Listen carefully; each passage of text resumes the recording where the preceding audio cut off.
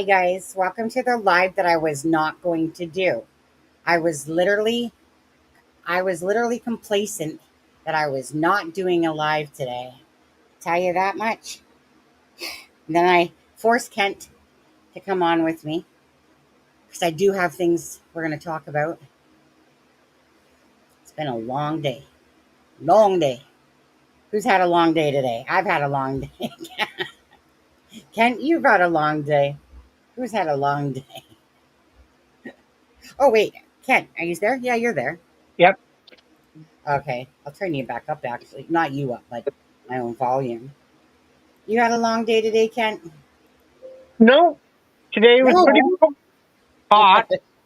Stayed in the house where the air conditioner's on. Oh Keeps yeah. it respectable, but too Yeah. goddamn hot outside. 33 here today. Hey everybody. Yeah.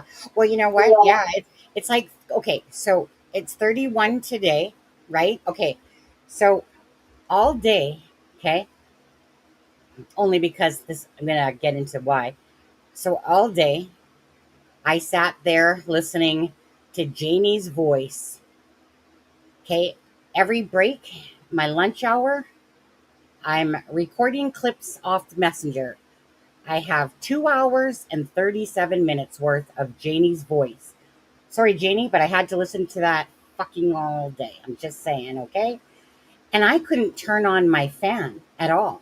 I couldn't really have any fan on because it has to come through the mic when you're recording off a messenger. So I'm making this video long ass clip, right? For 2 hours and 37 minutes worth. And I'm just going to show you now. But before we get started, I want you guys to hit that like and share for Jack and Lily. You guys could do that. And by the way, we're no longer Jack and Lily's army. We are Jack and Lily's voices. That was in the chat last night when Belinda and Lana and a bunch of people were in here. And a couple people, there's, I think Blue Jay and Anon, I think there's a couple people that said voices. So that's what it's going to be, you guys. And that's perfect. That's what we are, is Jack and Lily's voices. So that sounds a lot better than Jack and Lily's army, although don't get me wrong. I mean, army means soldiers and warriors, but voices, it just, compiles everything. It's angelic almost. It's where their voices. So we decided, oh my God, there's that troll. Jesus, we didn't invite her on this time because she was too much of a troll yesterday, She right? was out in the boat. Yeah, Charmaine. Now she's okay. So this made me laugh. Charmaine's like, I was in that general chat all day, and I'm exhausted. I'm just gonna take this night off, right? Which was all my intent to do as well. Well, I have to say, I maybe spend, and I haven't spent any days in there in the last 5 days, or maybe 7. I've probably spent a matter of max 15 minutes in the whole time that I've even been in that one. Why? I hate drama. I don't even why I don't boot my own ass out of there, to be honest with you, because I don't get involved in that type of drama. Now, drama kind of goes in those Facebook groups no matter what. We've seen that happen with Lana's even. And again, it just, no matter where you go, there's always trouble that, is stirring somewhere. People are getting pissy at something. Oh, never fails, never fails. Part that I didn't care about though is that there's some really good people in Lana's private chat, even though she booted a bunch out. Because, there's a bunch of traitors in there as well, obviously, right? Releasing the clips and stuff like that. But, so yeah, but anyways, so I was only in there to listen to Janie. I don't care if the lady likes me or not, to be honest with you. I just simply, like, it was her space to talk. And I was just there to listen to whatever Janie had to say. That was it. Jack and Lily. Jack and Lily's voices. So, for anyone that was listening to any clips today, actually, do you want to quickly just touch on that, Kent, about that part? Or no? Yeah, I wish people wouldn't talk about the stuff unless they have the whole conversation. a key example was this afternoon. Dolly had 20-some minutes of clips, 17 to 20 minutes. Everybody was in the chat room telling them that it was 3 or 4 hours long. Like he would play a clip and then he would talk about it, and everybody was telling him, well, if you had the other clip that went with that, you'd know what she said about that, because what you're saying is totally opposite. And Thanks, so Harley. at one point, he took a break from the live. He left the live on and left Who did? everybody in the chat Who room did? to himself, Who Dolly, did? Dolly? and he left off the screen. Now, I don't know, because people called in and told him that he could get these voice clips off of the trolls Facebook group. And I don't know if he physically left, but he turned his screen off so we couldn't see him.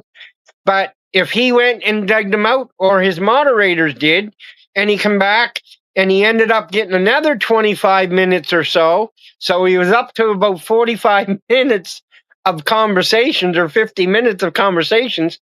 And what was the number that you said that you listened to so far today? Two So and a for half me, hours? oh, so for me, oh yeah, and that wasn't even all of them. Like this, okay, no offense, Janie, but give that woman a mic, and she would not stop talking, which was great. Don't get me wrong, but I mean, once that woman knew how to use that mic, she was freaking good to go. And honestly, like I said, I literally have 2 hours and 35 minutes of day. I have both days of 13 and 14, right? Because Yeah. I mean, who wouldn't? I mean, who wouldn't forward them to themselves? Yeah. Because that way they're all in a row, right? So when I go, so I'll show you guys actually, just to give you an example. Let me see, video file. This is just to show you guys. There's no noise to this or nothing, but let me just show you. Okay, it's playing. Okay, these okay. Now, some of them will say zero because they're at the end of it. Say, I'm scrolling. Okay, I listened to all this shit. 2 hours and 37 minutes worth of freaking clips from day 13 and 14 because I forwarded them to myself every time she spoke. Or if Yeah. I couldn't do it at that moment, I went back one by one because it's called dedication, people. That's us being dedicated. I'm telling you this. And it's a smart thing to do, obviously, right? Because I don't want to keep seeing other people's things. I just want to go through voice clip, through voice clip, through voice clips. So trust me, people, for 1 hour last night, and then my husband came to bed, right? And then during my two breaks, okay, couldn't even turn on my fan. Couldn't even do that. I couldn't sit there and move as I'm hitting record. I'm not gonna lie.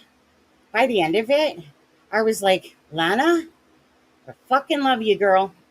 Freaking love you. But more importantly, Lily and Jack. So, just gonna say this.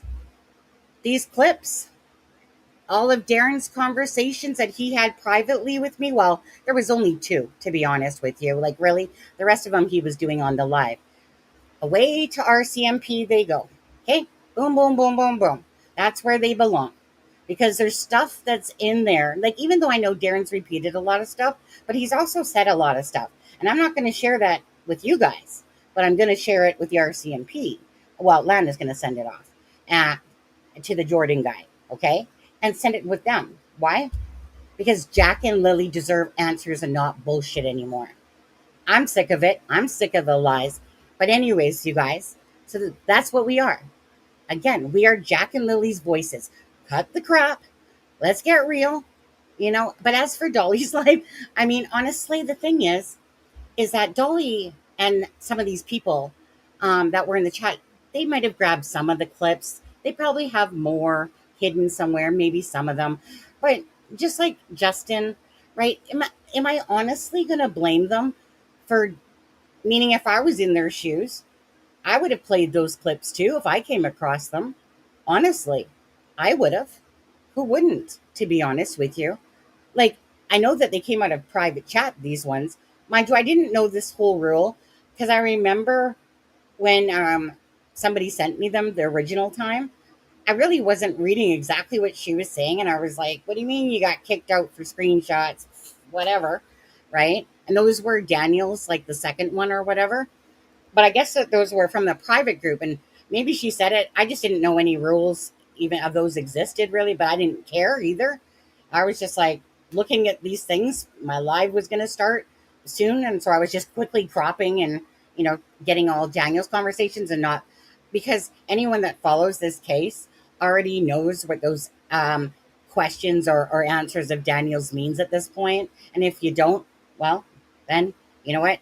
Too bad, to be honest with you. But Because the I thing don't like. is, even with Janie's at the start of it, it was like, and that's one thing that you don't have there, and I don't know if you have it or not. But on the first day when she started, it was somebody would send a question to the admin. The admin would post a question in the group, and then Janie would take time to read it, answer it, type it back. So Yeah, after about an hour of that, that's when Janie said, my fingers are getting sore from typing. So then yeah, they tried to explain the speak to text to her, but she didn't want to do that because she said, well, then I have to edit and fix anything that's wrong. So then they told her, they said, well, if you press this, you just speak into it, and whatever you say, that's what we hear. And that's and those clips. And yeah, and that's she was what I'm just afraid about on Friday when this interview comes out on CBC. You can see what Sonny has there for info. There's no goddamn way that there's going to be 2.5 hours or more on a CBC interview. no. It's It's going to gonna be cut and chipped and edited. And I yeah. just hope that people don't come out Friday when they see the CBC interview and say, see, well, they didn't say that on the news. Janie added that story. Don't say this. Don't say that.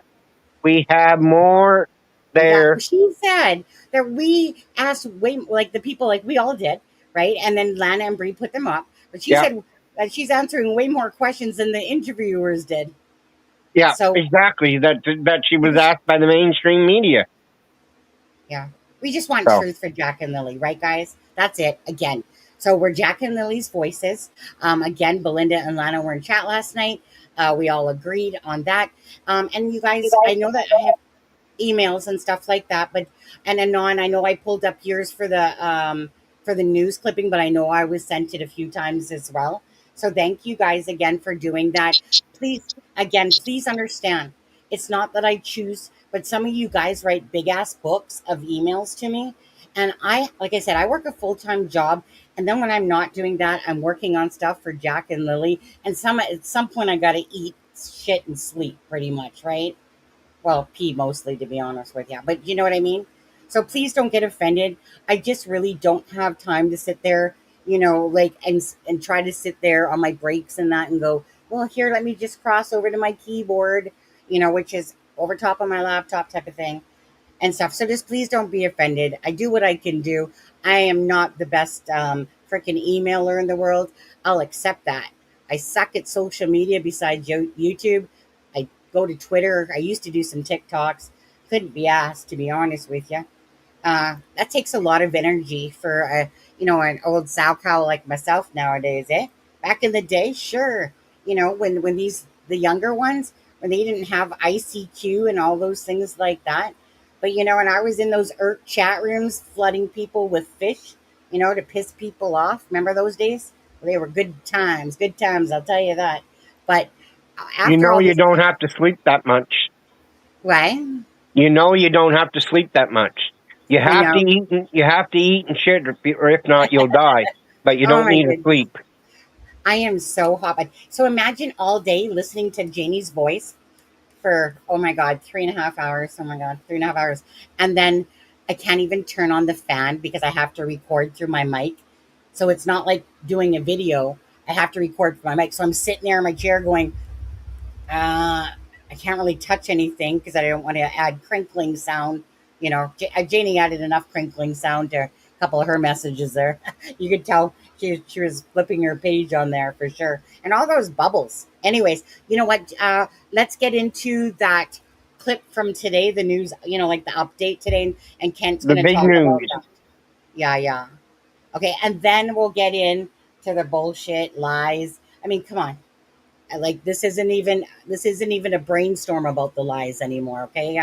They're crystal clear. There's too many of them, and I'll tell you what doesn't make sense and why this timeline or this thing doesn't make sense. But anyway, so let's do this first. Share screen.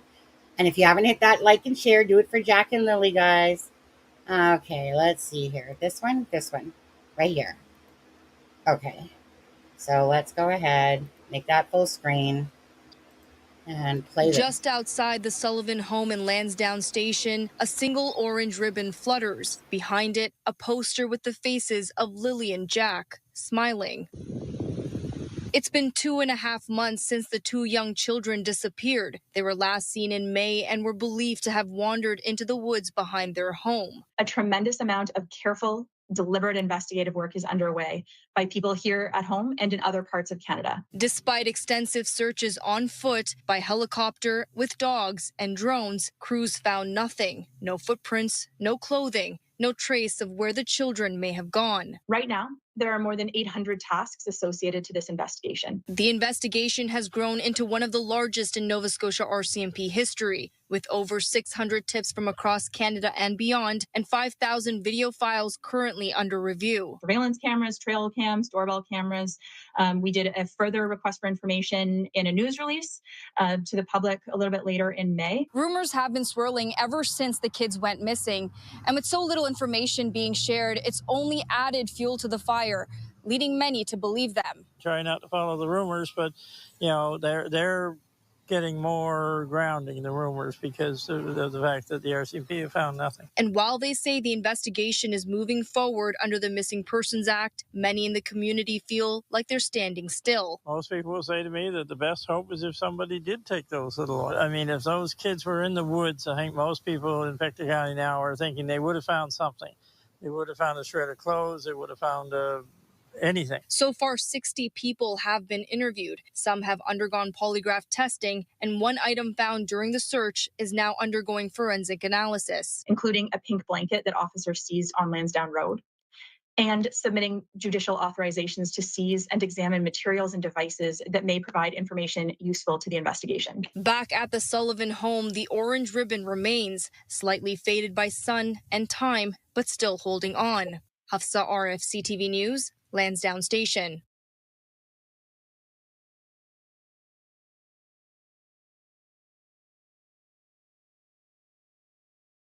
Inside the Sullivan. Okay, I had to find the stupid clipping.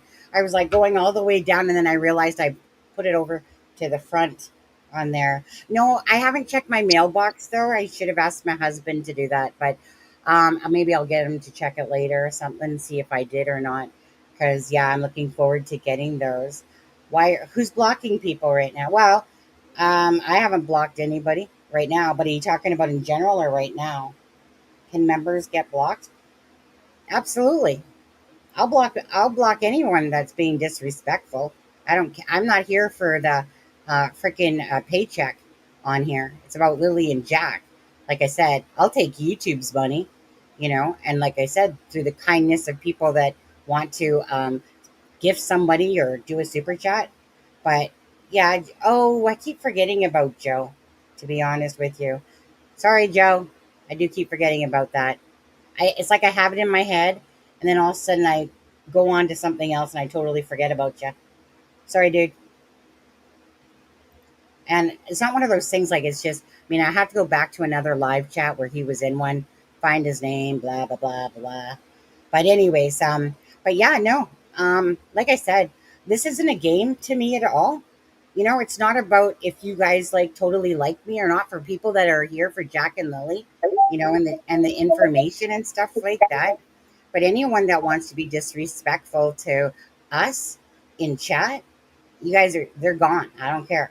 Gone. I'm not here to play games, okay? Jack and Lily, and if people don't get that from this channel, that this is about trying to be a decent community, right? I don't support sitting there trying to bash each other. There's some stuff I let people get away with sometimes, but I don't want to be too harsh, but just, don't attack each other. There's no need of it. If you don't want to listen to them, just, hit block so you don't have to see. I do that. If I'm in somebody's chat and I can't stand a person, I don't want to see anything that they got to say. And I'll just block them right away. Anyway, thank you. Hi, Nadia. One of my best friends at work, her name is Nadia, by the way. And she's from India. Nadia's from India. Be respectful. That's all we ask. Okay, you can stay in here as long. Just be respectful. Like I said, if there's other channels out there that let you get away with that stuff, go right ahead. But again, Jack and Lily. So go ahead, Kent. Let's listen to you now. Please go over exactly today's information that came out and welcome you guys to their live. Again, Jack and Lily's voices. But go ahead, Kent. Well, the big thing that I want to stress there is the numbers. And everybody wonders why this investigation is taking so long. When you've got over 5,000 video files or photographs, and you have to go through them all trying to pick out maybe that one little piece of something that is not supposed to be in that picture. It's like those Where's Waldo's photos. Like, that is absolutely time consuming. The other number of being up over 600 tips compared to where they were the last time with 380. They've added 6 more people to their interview list. And if those interviews are the average interview, that they're 2 to 3 hours long, they got to go through all that information. And yes, they've got over 600 tips, and I just seen somebody mention that they got to go through the false tips. Well, exactly. Like, sometimes tips are just people wanting to involve themselves. So, but the RCMP has to make that call whether they look at it a little bit and investigate it or put it to the wayside until something else brings them back to it. But just the sheer size of the amount of footage and everything else that they're going through, and the people that they say, like, it's not as if everybody is in one room in Stellarton discussing it. Like, we were talking the other night when somebody asked if there was a forensic analysis within Pictou County. I said, well, do I know if any of the officers stationed local are analysis? No. But would there be one within the province? Yes. Would there be one within the country? Definitely more than one. So the amount that these people are conversing, and you see it every day with myself being in Pictou County and Sonny and Charmaine being out west, that time difference, when I wake up in the morning, if I think I've got a scoop, I'm messaging Sonny, and it'll be 7:30 or 8 o'clock when I'm up, and they're not answering me, and then sometimes you'll see that they're not online, but if that green dot is lit up on their profile and it says they're online and they're not answering me, I said, what? Come on, answer me back. What are you doing? And then I realized, well, wait a minute. It's 7:30 here. That means it's 3:30 out there. Sometimes when I message Sunny, she hasn't been to bed yet. Well, So Kent, if it's like that for us, you can imagine what it's like for the investigators I'm, when they're trying to put pieces together. Hey, Kent, by the way, so what people don't realize is that my messenger is open on my computer, but I shut it down, but it makes it seem like I'm there, but I'm not, or sometimes I am. And the other day, Kent's like, "Are you guys going to wake up?" And I'm like, "I've been at work since 6 o'clock this morning." It's just that my days are busy at work and I really only have my breaks, right? Because especially like even today, it was like there was a bunch of us on, but most people were at the barbecue for work and stuff like that. And so it was like the phones were just going all freaking day. So during my break, it's like, so I can only look. I'm not this big phone person, but I mean, I'll try to look as I can, but sometimes hours can go by and I can't even look. Work's got to come first. Got to pay those bills. But yeah, so with me, it's kind of all over the map of like today. I was on, but all I was doing was recording. I wasn't about to message anyone. I just wanted to get her done. 2 hours and 37 minutes, man. Like Mama seriously. Angie, don't hold it against me that I talked to Darren, because I don't, like I say, I No, do have Darren's info and we do talk every couple days, but don't hold that against me. no. Yeah. No, you know what? And like I said, you know, Jenny wants to hate my guts. She's really pissed about this comment I guess I made. And I think I remember that comment. And I think that's when I don't know. I think I remember that comment, and it was it was the fact that Janie was beacon off in Facebook groups, and I'm just like, in my head, I'm like, what a stupid thing to do, right? Like, meaning I'm not the one that's freaking the full front center of our freaking two missing kid case, So she has no clue when it comes to true crime. And she's like, "Well, I seen Sunny in some of the Facebooks. Yeah, rare, but I'm not the one at full front and center of freaking, like a two kid missing thing, and I didn't live on the property, right?" So I'm thinking, like, this lady, she had like, how did Darren not tell her, like, not to go in there, right? So that's all that's going through my head, and I'm just like, and so anyway, so I remember that particular night. I said something like, "Well, the apple doesn't fall from the tree, does it?" And I probably gave this look, and because it was like, Daniel doesn't want to come up, and it wasn't like Daniel. Like, this mom is being overly protective of her kid that way. Whenever Jeannie says, like, Daniel's a grown man and can think for himself.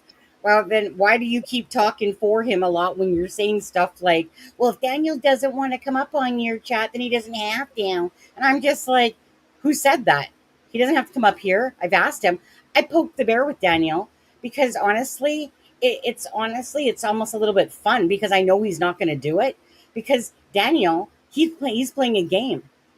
So I'm poking fun at him because he's just a freaking last liar is what he is. And of course his mom, of course she's not going to think her son is, imperfect, but she's definitely not going to think he had anything to do with two missing children because that's a protective mama bear, right? I get that. So I made this comment because I was sick of the two of them. It's like, if you guys really care about Jack and Lily, shut the fuck up and get the fuck up and talk somewhere. None of these stupid games anymore.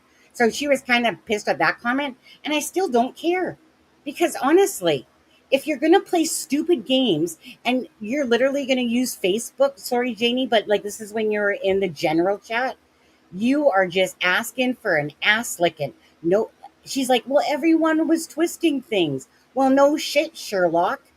Duh, but you didn't know that, Janie. I knew that. You didn't know that. So she's like, so I gave up on that. And then she came into the private chat, right? Where it's more controlled. Still a bunch of snakes, but it's more controlled. And she had a space and stuff like that. So again, I'm not out here to go, "Hey, Janie, do you love me? Do you like me?" I'm here for Jack and Lily. That's it. Like you guys should be too. So I think this, if you're going to sit there and talk behind stupid Facebook messages and in people's live chats and stuff, and you can't put your own shit aside, but you want to do that. But you don't want to be a voice on Daniel's channel, his Pokemon channel. and you don't want to do any of that stuff, but you want to try to, you know, prove that you're not lying through text messaging. I think Janie probably gets the hint now about, you know, that it's not a good idea. Then, but the thing is, if you're really fighting for Jack and Lily, put your freaking money where your mouth is. Well, my bad. You probably don't have any, but whatever. I'm just saying, put your money where your mouth is then. Put up or shut up, right? Because this is about Jack and Lily. It doesn't take a freaking stapler and a poster for you to go 2 months later to go do. You know what? I think they got a couple staplers, and then for Daniel to joke about stuff like that. So it's a game, right? Not. I don't think it's by Janie though. This is. I don't think this is a game by Janie. To Daniel, he knows he's a liar. He knows. And unfortunately, his mom's probably feeding off of some of his own bullshit as well. And she believes him. I think that Janie's, well, actually, I shouldn't get into that now because you probably still want to talk about this stuff. My bad. Sorry, I go off on my little vents because I just get. Just a little bit. Like I say, everybody's entitled to their own opinion. And I see here, and I want to discuss this comic because this explains everything. In my mind, Andy H has a question. Why Yes, I know does that. Janie and Darren and other people with inside information are convinced the children are alive and well?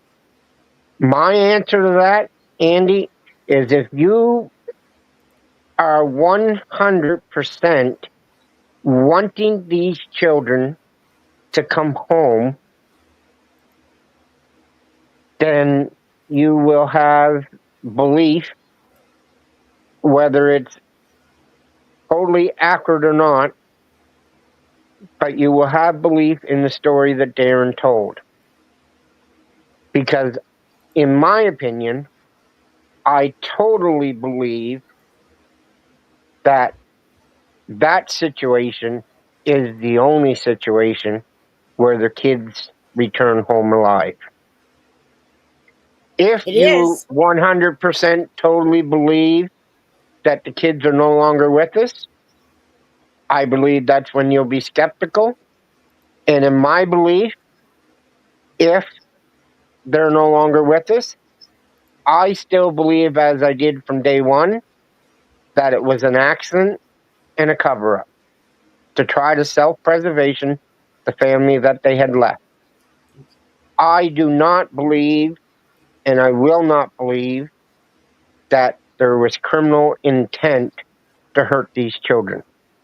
I do. I totally agree with that. I totally agree with that. 100%.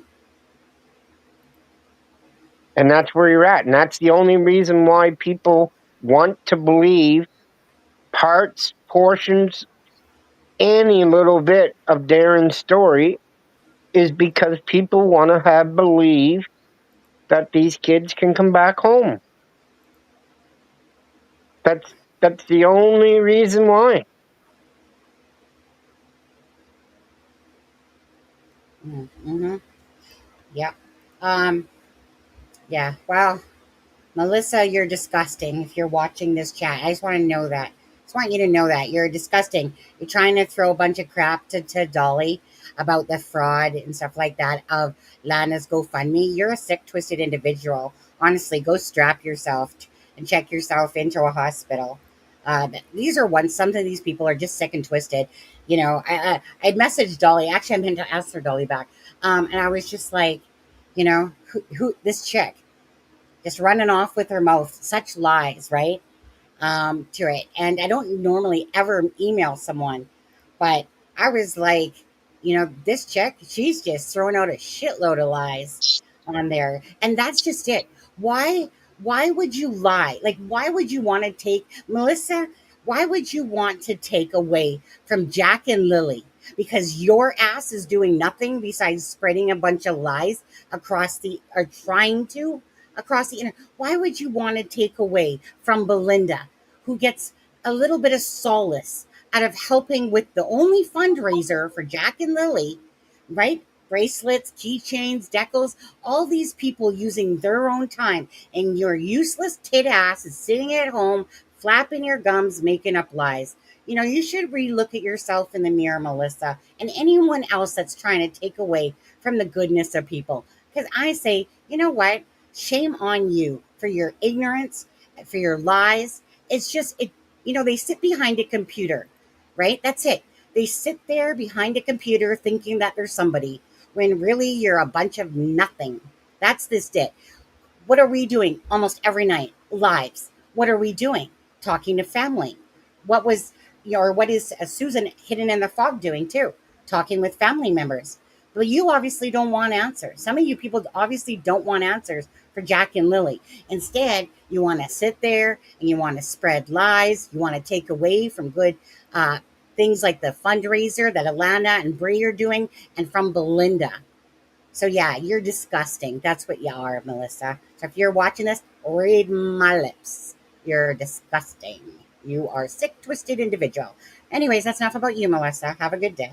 Okay, so Ken, some people are convinced Janie and others and the children are still alive. And okay, we'll get into that. Now Janie did say that she has never said um, well, it was kind of a weird comment, but she said that she never said that they're on a res. Now, Darren thinks that they're on a res, you know, but and we're going to get into this because this is about the lies. But anyways, Ken, do you want to say anything to that part? Well, Darren did believe that they were on a res, but I think I got him convinced that they're not on. The reason why they're not on a res, or the reason why I believe they're not on a res, is because one, Jack and Lily, and I'm not being racist when I say this or anything, but Jack and Lily, they have Indigenous heritage, but they don't necessarily look Indigenous. Most, and I'm not saying all, but most people on a res are Indigenous of some sort, and a lot of them have if they have deep Indigenous heritage, they have their own look, the same as a white man or a black man or whoever does. And I think that they would stand out too much. The other reason why, even if they did alter the children's appearance, the other reason why I don't believe that they're on a reservation is because I can't convince myself that a reservation would take the culpability and liability of the cost of the search that they would be on the hook for if the Rcmp were able to prove that they were hiding the children. And yes, it's like harboring a fugitive. But I know it's different because if it was Malaya that sent them off, she totally has that right. She's the biological 100% custody. But the thing that everybody asks is, okay, if she did that to get out of whatever situation she was in, why are we still here 9 weeks later? Mm-hmm. And that's what I can't tell you, other than the fact that I believe that she panicked, it blew up on her, it got out of control, and she is petrified of what she's facing, whether they're criminal charges or just public criticism for keeping this going on this long. And that's my belief. That's why I can't believe that they're on a res. Those two reasons. I believe that they're with family members, somebody that Malaya trusts. And I want everybody to understand that logically, that's what I'm hoping. I'm not telling you for 100% sure that that's the case. I always come back and I say, if they're no longer with us, which is a possibility, but that's not what we want, but it is a possibility, then I go back to my original thinking that it was an accidental with one in the cover-up. Because as I said earlier, I don't think either one of these people have a set of balls or the wherewithal to have premeditation in this.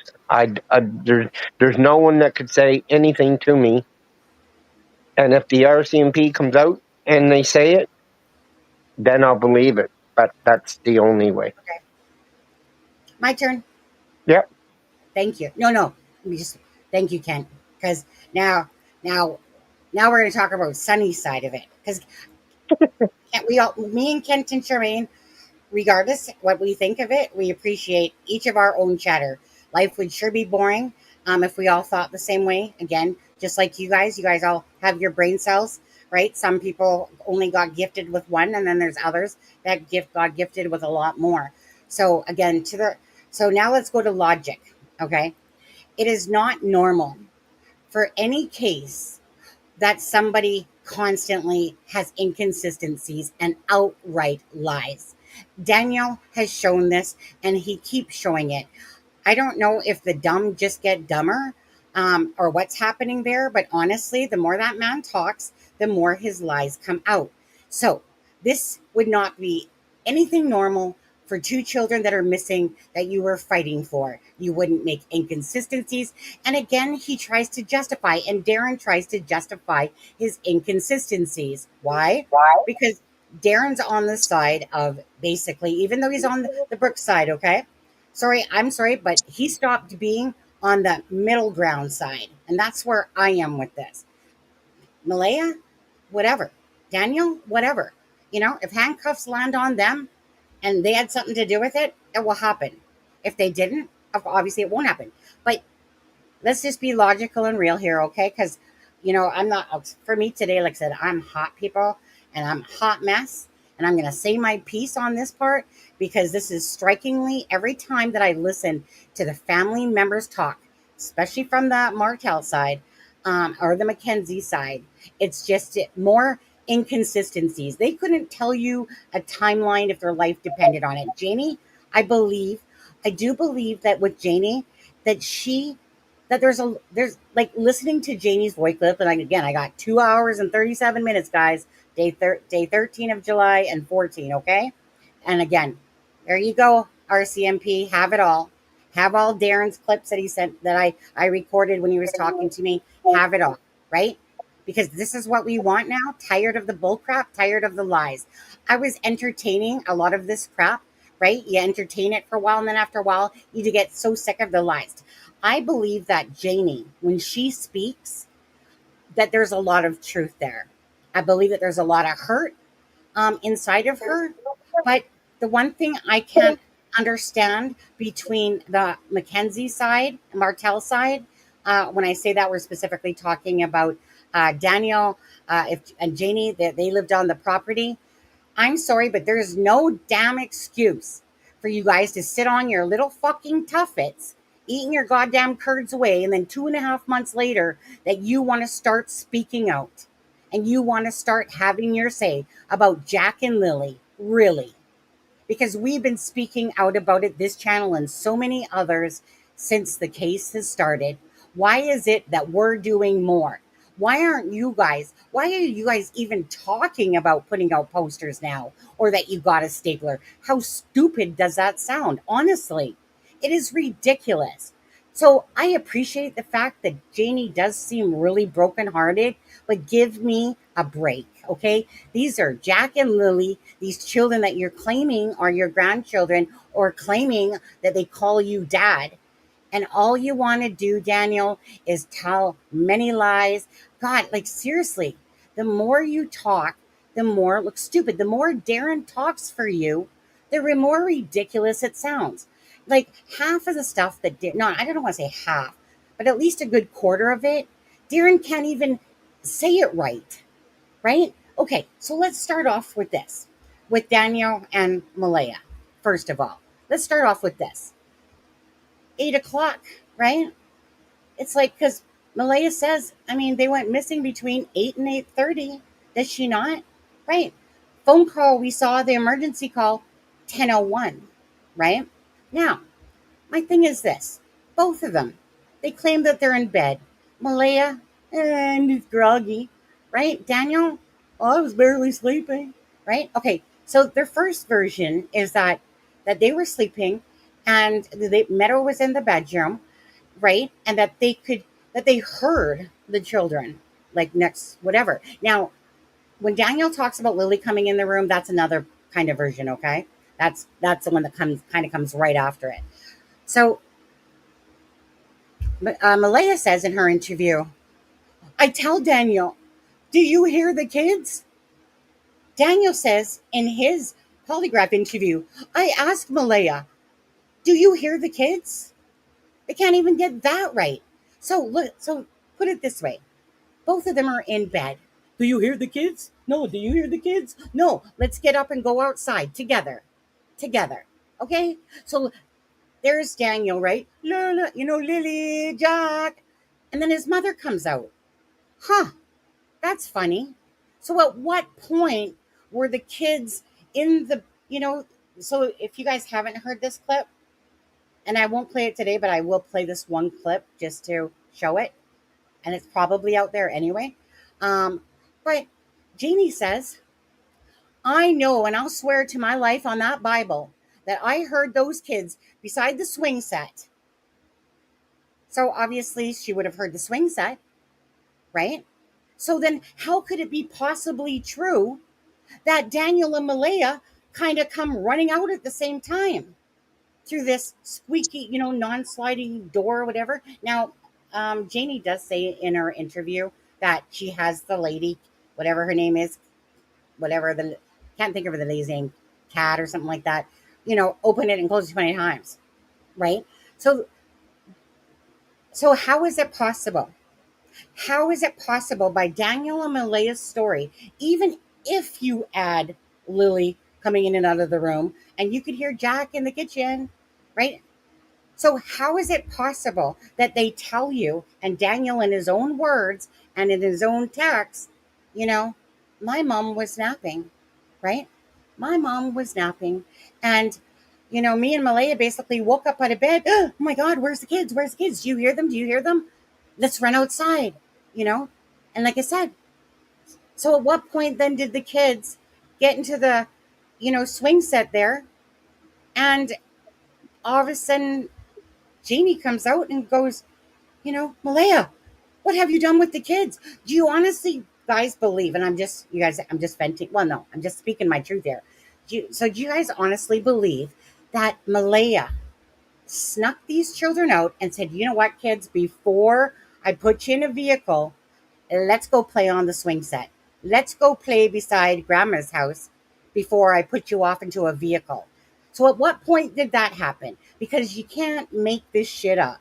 It's just clear ass lying is what it is, right? Now, Darren and whoever, Daniel, whatever, mostly Darren, they try to twist it that, well, Darren, because he doesn't get his facts straight. So he's trying to make it sound like they're at the end of the driveway and that Janie comes out. No. It's Janie says, no, it's right at the end of my camper. I truly believe that in many ways, Janie's trying to tell the truth amongst the stuff that she's believing from her son and Malaya, Malaya obviously took off, right?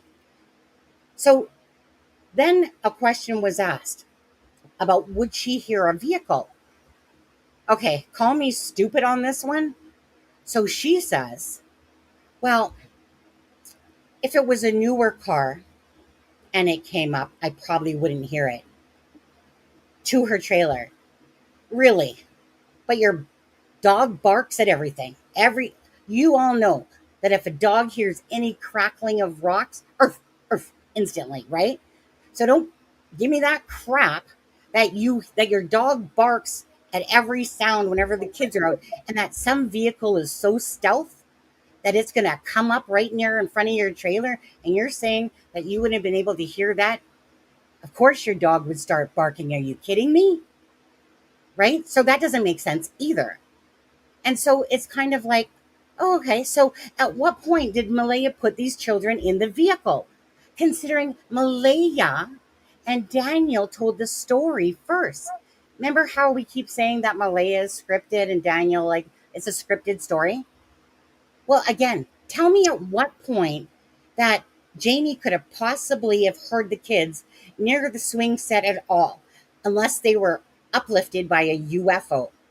Because Daniel's and Malaya's story is very clear, the first one, right? They came out of the room, right? Then Daniel goes into his lies, right? Then Daniel says, my mom was napping, right? And I was like all over the place, calling out their names. I was. Yes, I was. And Malaya, that useless tit, was sitting on her phone. And my mom, she come out of her camper and she noticed that she was acting weird, like as if she got her hand caught in a cookie jar. So if Daniel and Malaya came out at the same time, at what point did Malaya have them near the swing set that you heard? It's impossible. The storyline is a bunch of lies, twisted. I think that Jamie's trying to mostly tell the truth or her truth. Daniel, he's just clearly full of shit, is what he is. So then he talks, right? And then Darren justifies not only the coming out of the woods, YOLO, coming out of the woods. Wait, Malaya's on her phone. She's talking to 911. Oh, but Daniel, but you said that Malaya asked you if she should call 911 as you both came out of the back screen of their back place there. So why would you lie? Darren keeps making excuses for Daniel's lies. Should you even have to? Well, Daniel says that the blanket got there and that if, da-da-da-da-da-da-da.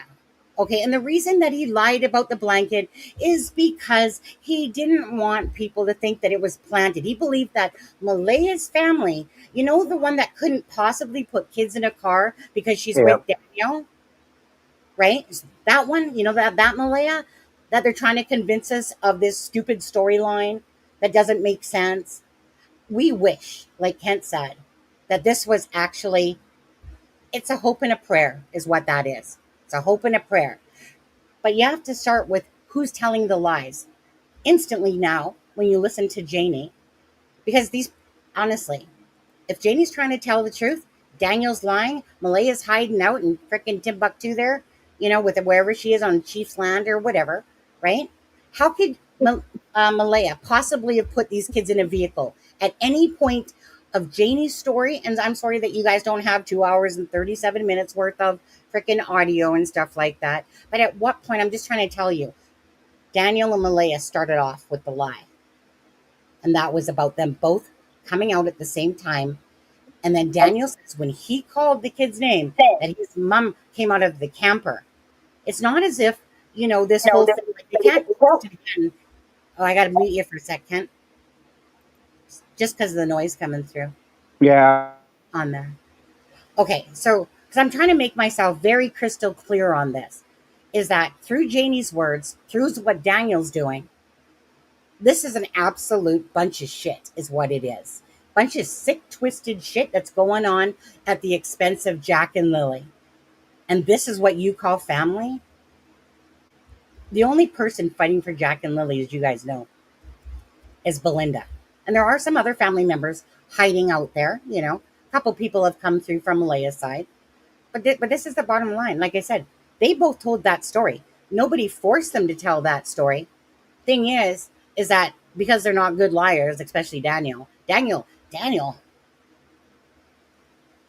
my opinion, absolute narcissistic, pathological liar. He's one of the worst game players that I've ever seen at the expense of two children. I mean, there's these cases out there, you guys, that are sick and twisted. Don't get me wrong. But to literally watch a little, gopher going back and forth. I call him a weasel, to be honest with you, because it reminds me of like that gopher game where it's like whack-a-mole, right? And it's like, I'll pop over here. I'll tell this. I'm going to pop. But his inconsistencies are never ending. And outright lies are never ending. Why does Darren keep justifying for Daniel his lies? Well, if you find two sweaters, nope. I mean shirts, nope. I mean sweaters, wait, what? But if you find those, just know that that there's somebody that went into our home. And not only that, you guys, don't forget, somebody, right, in the homeland there, somebody went into the garbage and took out a piece of blanket and put it down that old station road, whatever, Lansdowne Old Station. Somebody did that on the second day. But somebody snuck onto their property right? Obviously, Malaya's family, according to Daniel, and they planted the evidence so that if it's found, they're trying to make him look guilty. No, Daniel, you're doing a good job yourself, in my opinion. Then it's about the sweaters and the shirts, right? But if you find those two in a water bottle, just so you know, you come across those.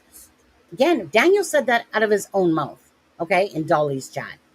So, how more ridiculous can we get? There's no plausible way that Janie could have heard those kids on Friday based on the fact that Daniel of Daniel and Malaya's story. Okay, so on Daniel and Malaya's story, it's implausible that Malaya could have put those kids in a car based on all their words, because you got Janie here trying to tell the truth, you got Daniel over here lying, you got Darren, that's sitting here trying to spin out his own little web, and I think it's because Darren truly believes it. I think that Darren's just so caught up in believing that's the situation, because he thinks, well, I got the Brooke side on this side, I got the this side, but honestly, when you have to listen to Darren tell you why Daniel keeps lying about, coming out of the woods, he lied because he was trying to protect Malaya, lying about the blanket, lying about, it's just ridiculous. On top of the stuff that Daniel says, right? Why would anyone ever talk about Netflix, a Netflix deal? Why would anyone, even if they're joking, why would you do that? So I'm telling you guys, I'm going to put you guys together, the best freaking timeline when it comes to his lies, what Janie has said, and how this possibly can't make sense that Malaya put those kids in a vehicle, because there's no story that they're telling that makes that make sense at all once you have all these clippings from their own mouths. Preach it, Sonny. Okay, go on. Go on, Kent, your turn. Okay, I will play devil's advocate on that. Go ahead. And the reason, and you're convincing yourself of this, Sonny, if you would listen to yourself. You are saying that Daniel and the one thing from Malaya, but let's leave Malaya out of it for now. But we're all saying that Daniel's lying, right? Right from the start. Both. So if you want to say that Daniel's lying, you can't all of a sudden turn around and say that them first statements that he made was true, because it conflicts with Janie's. Throw them the fuck out. They're lies too. It was all a cover from the start, and I'm just playing devil's advocate on that side. Okay. You can't say that he's lying then pick out pieces because he said it. Because he said it all along. Now, there's another one. Kristen, I don't want to be rude to you, but your comment, they need to just rip up the floors. What the fuck do you think? How are children going to be put into a piece of 1/2 inch or 3/4 inch plywood? Because they searched the trailer, they searched underneath the trailer with drones as well, which would give them the GPR, which is ground penetrating radar. That's the only reason why that, and that the crawl space is so tight. That's the only reason why I know that they would send drones underneath the trailer. So what the fuck the use of digging up the floor is going to be? They're not in the plywood. It can't happen. That's and I, like I say, I'm totally saying this to be nice. It's not the fact. Don't get distracted. That's something that, and I know what you're saying is dig up the floors to see if they're under the trailer. I understand that. And you're not literally talking about, or I hope you're not literally talking about them being in the floors.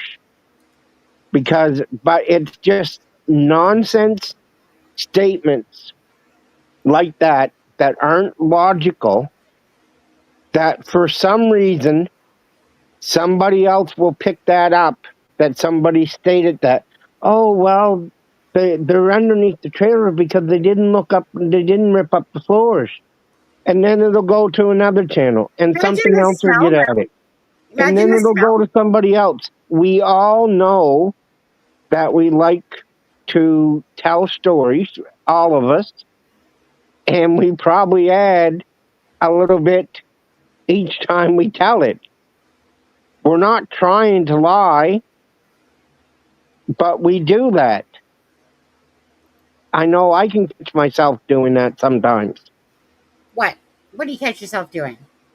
Adding people to the story or adding things to a story that I thought that I heard or believed. Well, hell no. No. So that's in your opinion stuff, yeah? Yeah. But Yeah. like I say, that's but that's the way a comic gets started like that. Well, rip up the floors. And I know you're saying rip up the floors basically to check under the trailer. You're not saying that they're, but that's just totally ludicrous if you're thinking like these floorboards aren't like a house where you would have 8 inches of space filled with insulation or whatever that you could stuff a kid into the floorboards or a wall. This isn't uh Stop it. this We isn't don't. crime scene shows like on TV. Like it's not drama. We're talking about real life here, and those floors and those trailers, I bet you if they're 4 inches, that would be given to be thick. Yeah. So Kent, I'm going to disagree with you with what you. I'm going to rebuttal Kent to what you said, um, because bottom line is that I don't care how you slice or dice it. Daniel and Malaya literally uh, lied Yep.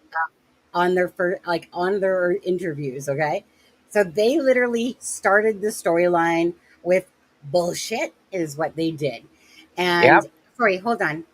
In my personal humble opinion, because they contradict themselves enough that there's enough out there. Well, especially like meaning Malaya, you can just use her one interview for that part of it. Daniel, he didn't. But the bottom line is like this isn't speculation. I'm talking about words that out of their own mouths. That's what I'm talking about, though. I'm talking about whether it's Daniel's clips to Charmaine of text message, and I'm talking about Janie's words and what she's saying. I don't actually give a shit what Darren's saying about this, to be honest. Like whatever Darren says, and if it contributes to the Brookside, but as for the whole Daniel and Janie side, I get the fact. I can understand if Darren was listening to Janie and and people that were in this private chat could hear Janie's voice. And there was a lot of bubbles going on during those messages. Like I believe Daniel was freaking probably sitting beside her. She was definitely flipping pages, but I would expect that like page flipping, like because you are trying to remember like your timeline that you've written down. But there was constant bubbles freaking going off, and then there was messages coming in, you know. So when Janie's like doing the recordings and stuff like that, and she's like, "Well, Daniel told me about," and then she was talking about like Cindy Murray and about the time. She was really bad at talking about that. Like she was talking about it, and then all of a sudden, somehow the 1 hour and 15 went to an hour and 45 where because Cindy and then so Cindy lives in Wentworth if anyone doesn't know that, and Janie even said it when she was talking in her clips there too. But next thing you know, she's talking about it. She says 2 hours and 45. But then again, she did say her brother. But this is where I definitely overlooked those small things because at one point she said 9:48 for her brother instead of 8:48. And then the next time she said it, she said 8:48. Those ones, I don't take as seriously as seriousness. I just think of that as like when I've spoken, sometimes I've said a wrong name or whatever. And so that's how I take those ones. So I do always try to take those ones like logically. Hold on. Somebody super chatted there. Halt the force. Oh, now Ken, by the way, there's your one. This is how far behind I am. Sorry, guys. Oh, hi. Hi, Nova. Malaya said last time she had the kids at 8:30. She then dozed off. Right. She told Belinda that they've been missing since 9:40. Well, her wording, you know what? I do want to go back to her wording on that because there's a because that one can be actually taken two different ways. That's why I kind of asked Belinda about that because remember there's this 20-minute time period that that Janie says she asked, well, how long have they been gone for? And it doesn't make sense because Malay, this whole 20-minute time. So obviously, if they've been gone to 8 to 8:30, right? And that's the last time they heard, the 911 call doesn't go in till 10 o'clock. Again, how much more shit can they really do? Honestly, their timeline sucks. It's a bunch of bullshit and it's a bunch of lies. And I think for the most part, that Janie's truly trying to put out the truth of what she knows. But I also think that that's along with Daniel's stuff that he has fed to her as well, and that she is believing in her son on certain things. So, but the thing that throws me off with all of this stuff, Kent, is there's no plausible way, if you look at any of the timelines that they've talked about, that the children were outside playing near the swing set um, at on Friday. So how the heck, if she heard the children, it would only mean from out of Daniel's and Malaya's mouth that those children must have been outside all by themselves. Because remember Malaya's interview, you guys? She says the kids went outside.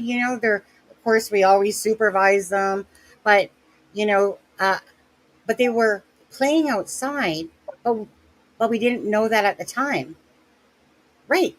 So if Malaya's saying that, then obviously she wasn't out there. And then Janie is hearing these kids outside, but yet they both woke up, heard the kids, and went outside at the same time and somehow couldn't find them, but yet these kids were put into a vehicle. At what point were they put into a vehicle? At what point did Belinda hear these kids? Belinda. I'm sorry, Belinda. At what time did Janie hear these kids that they were playing near a swing set? And so then again, if you just look at the whole circle of what they're saying, it can't make sense. It doesn't make sense. So if they were playing outside, right? And like I said, according to Malaya, she didn't know. The only person that could tell her they were playing outside would have been Janie, right? So then what happened to the kids? Because both Daniel and Malaya, they were too busy going, I told Daniel, did you hear the kids? Malaya, I asked Daniel, did you hear the kids? And they both got up and started searching for these kids. YOLO, Jack, Lily, from Daniel, Malaya. So at what point did this happen then? So it's not true. Like this is out of their own mouths is what I'm saying, Kent. There's nothing here I'm saying that I'm speculating on. This is out of their own mouths, whether it's through the interview, what Janie said, to what Daniel has said. It's out of their own mouths. And I could pick it apart all day long because it's a lie, is what it is. Pure ass lie. But I want to show you guys that. Oh my God, it takes so much time. But I want to show you guys that properly, how it's just a lie and doesn't make sense. Tell me, if you could, Kent, knowing what Daniel and Malaya have said, knowing what Janie has said. So Janie says that Malaya was right outside of her trailer when she had this look. Well, no, hold on. Darren has been getting shit mixed up. Let's just get that right. Janie said she never hushed the children. So let's get that back out of there from Janie. Because Janie's trying to tell the truth. Why his memory's fading here or something. But he's the one fucking up the story in a sense. Because now you got Darren fucking up what Janie's saying. And then people are running with it because they're not speaking up for themselves. So what do you expect, Janie? Well, like if you have that's why it's good. Janie, you should have done this a long time ago. It doesn't matter because it was never about you, Janie, or any other of the family members, besides excluding Belinda, because she's been there the whole time for Jack and Lily. No, make no excuses for the fact that Jack and Lily are missing, and you're not putting your self-serving selves aside for Jack and Lily over children. That I just couldn't face the reporters. No, I couldn't. I couldn't deal with it. What do you think Jack and Lily are feeling? Where's Jack and Lily? Who gives a shit about your feelings, to be honest? And that goes to Janie, that goes to Daniel, and that goes to any other family members, to be honest, besides Belinda. Because Belinda actually gave a shit. And she just wanted answers right from the start. But I just don't, this is where I get so riled up, Kent. Make no excuses for your behavior when two children are missing. And you can't do this and you can't do that. Imagine if your children were missing in this chat room, right? Do you think that you would shut up? Or do you think that you'd be doing everything you could?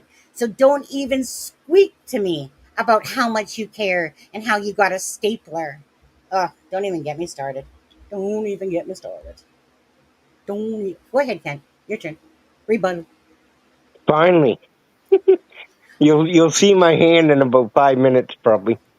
But that's what I'm saying. It's all friggin' lies, and you're picking that one statement of Janie saying that the kids were out by the swing set. Which, when I heard that, I took that as being a different time, not that morning. I might She be wrong. said that No, morning. I understand that, but I'm telling you, I took that as being a different time than Friday morning She when the said, kids were being sent off the property. I sent That's you that just, clip last night, by the way. I understand that she did, but I'm just saying, that's what I'm saying. It's all goddamn lies.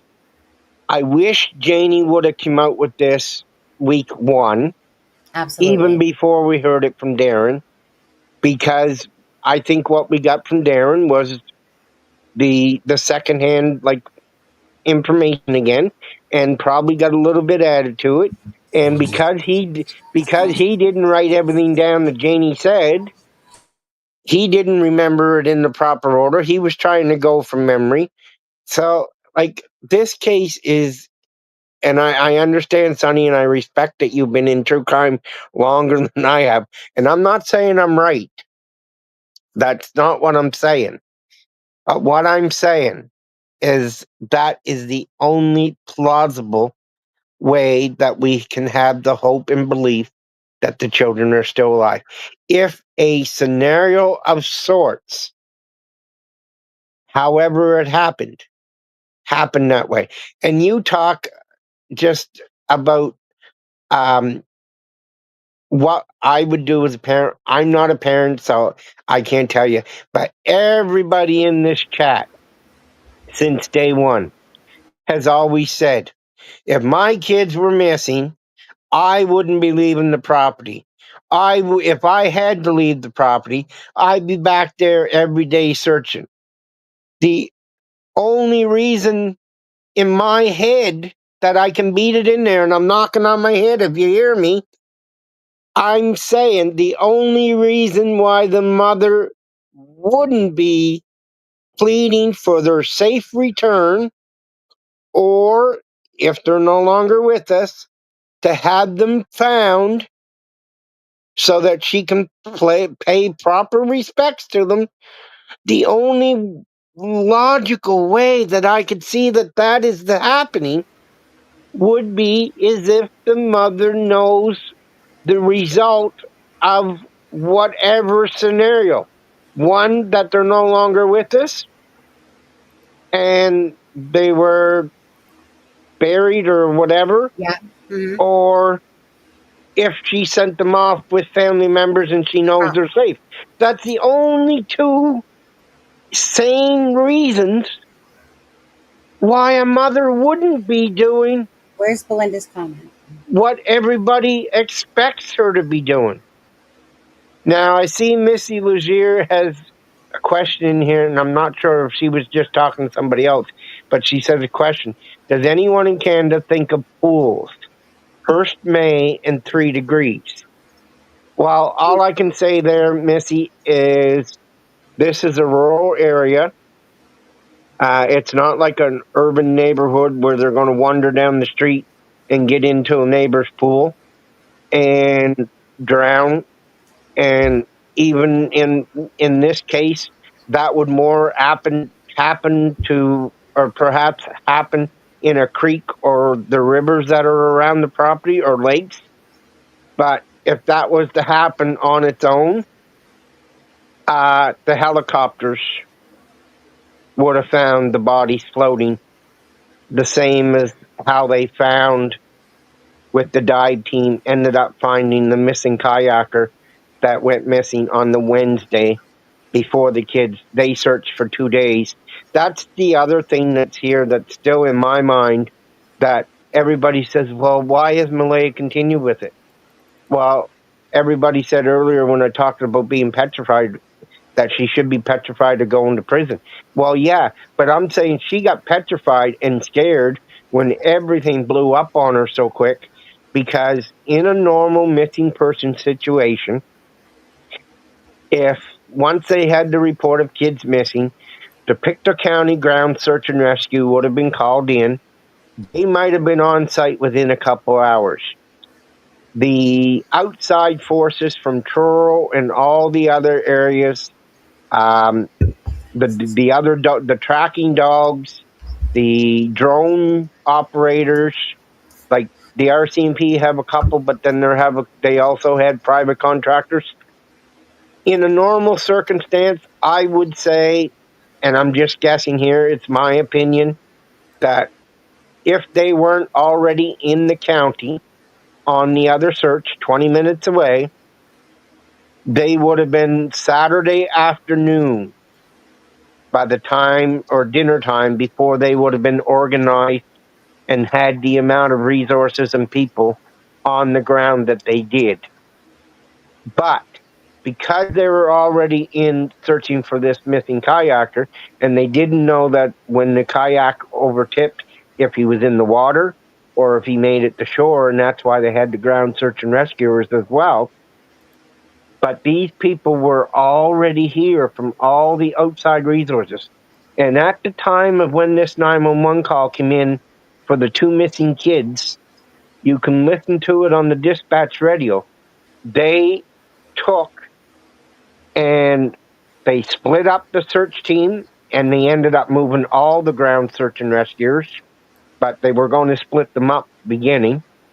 And they took the drones and helicopters and everything off of the kayak searcher because he was presumed to have drowned, but they hadn't found him yet, and sent them to Lansdowne for that search. And the dive team and 2 helicopters stayed down in Eden Lake looking for the missing kayaker. Everything else, as far as resources, went over to the kids, and within, well, I would say by 2:00 they were probably already in the woods searching, and a lot of them were probably there quicker than that from the 10 a.m. call. I would say they probably had people on the ground and were starting to plot a grid probably by dinner time, which would not have happened possibly till another 24 hours if they weren't already here. So that's a thing that I don't think, when Malaya came in, if you believe what Janie said, and she spoke up to her and she said, "Where's the kids?" And Malaya said they run into the woods. Well, she came up with that because she had to come up with something. Hold on. And did she say that in her messages to Belinda about the woods? oh, Or is that, Malaya? yeah, did she say that in her messages to Belinda? She said, I can't, no, I don't think so, Kent. I don't think it was in the messages to Belinda, no. No, but so then we don't know that she said it, because she never said that even in our interview. So that's No, kind but of she said that to Janie. Janie, I'm saying that she said that to Janie. When Janie asked, "Where's the kids?" yeah, When the that's dog barked and Janie went outside, by the time she got up, Janie didn't see a vehicle leaving or whatever. but All she seen was Malaya standing in front of her camper with metal. yeah, And she said, "Where's the kids?" And Malaya answered her by saying they're in the woods. but that's a version from them. I That's understand all. that. That's another possible, but that's what Yeah, I'm saying. It's yeah, lies, but yeah. you can't pick out that one statement that you're I, using. I certainly can. I certainly can. Absolutely can on that, Kent. She literally said it. I have the clipping. It was from that fight. I'm not talking about Kent, though, one day. I'm talking about the continuous lies. And I'm talking about the storytelling. I'm talking about the actual receipts of literally of what Janie has said to, of course, what Daniel has said to Malaya's interview. I'm not talking about acting like in my opinion stuff. I'm talking about the actual words that have come out of their mouths. That's what I want you to understand. I'm not trying to add to it by, oh, okay, well, Janie said this for Malaya because they didn't come out of Malaya's mouth, right? So No, I what know that. I'm, but I don't get what you're saying to me though, because I'm talking about actual text messages, actual interviews of Daniel's, actual words out of Janie's mouth to match up to the inconsistencies. I'm talking about their words that are crumbling down like a stack of fucking bricks. I'm not talking about, oh, well, Janie said this about Malaya because we don't know that Malaya actually said that. It could, like, meaning that's in our opinion. But I'm not talking about in our opinion. I'm talking about their own words that Well, are so am I. Janie actually made that statement in a voice clipping, whether you heard it yet or not. But no, she made that no, statement stating that no. Malaya was standing in front of her camper Kent, with Kent, metal. Kent. That's not what I'm saying. You're not listening to me. I am saying that Janie used her own voice to speak on those clips. I don't care if she talked about Malaya. We don't care. We don't know if that's true or not, right? That when it's Yes.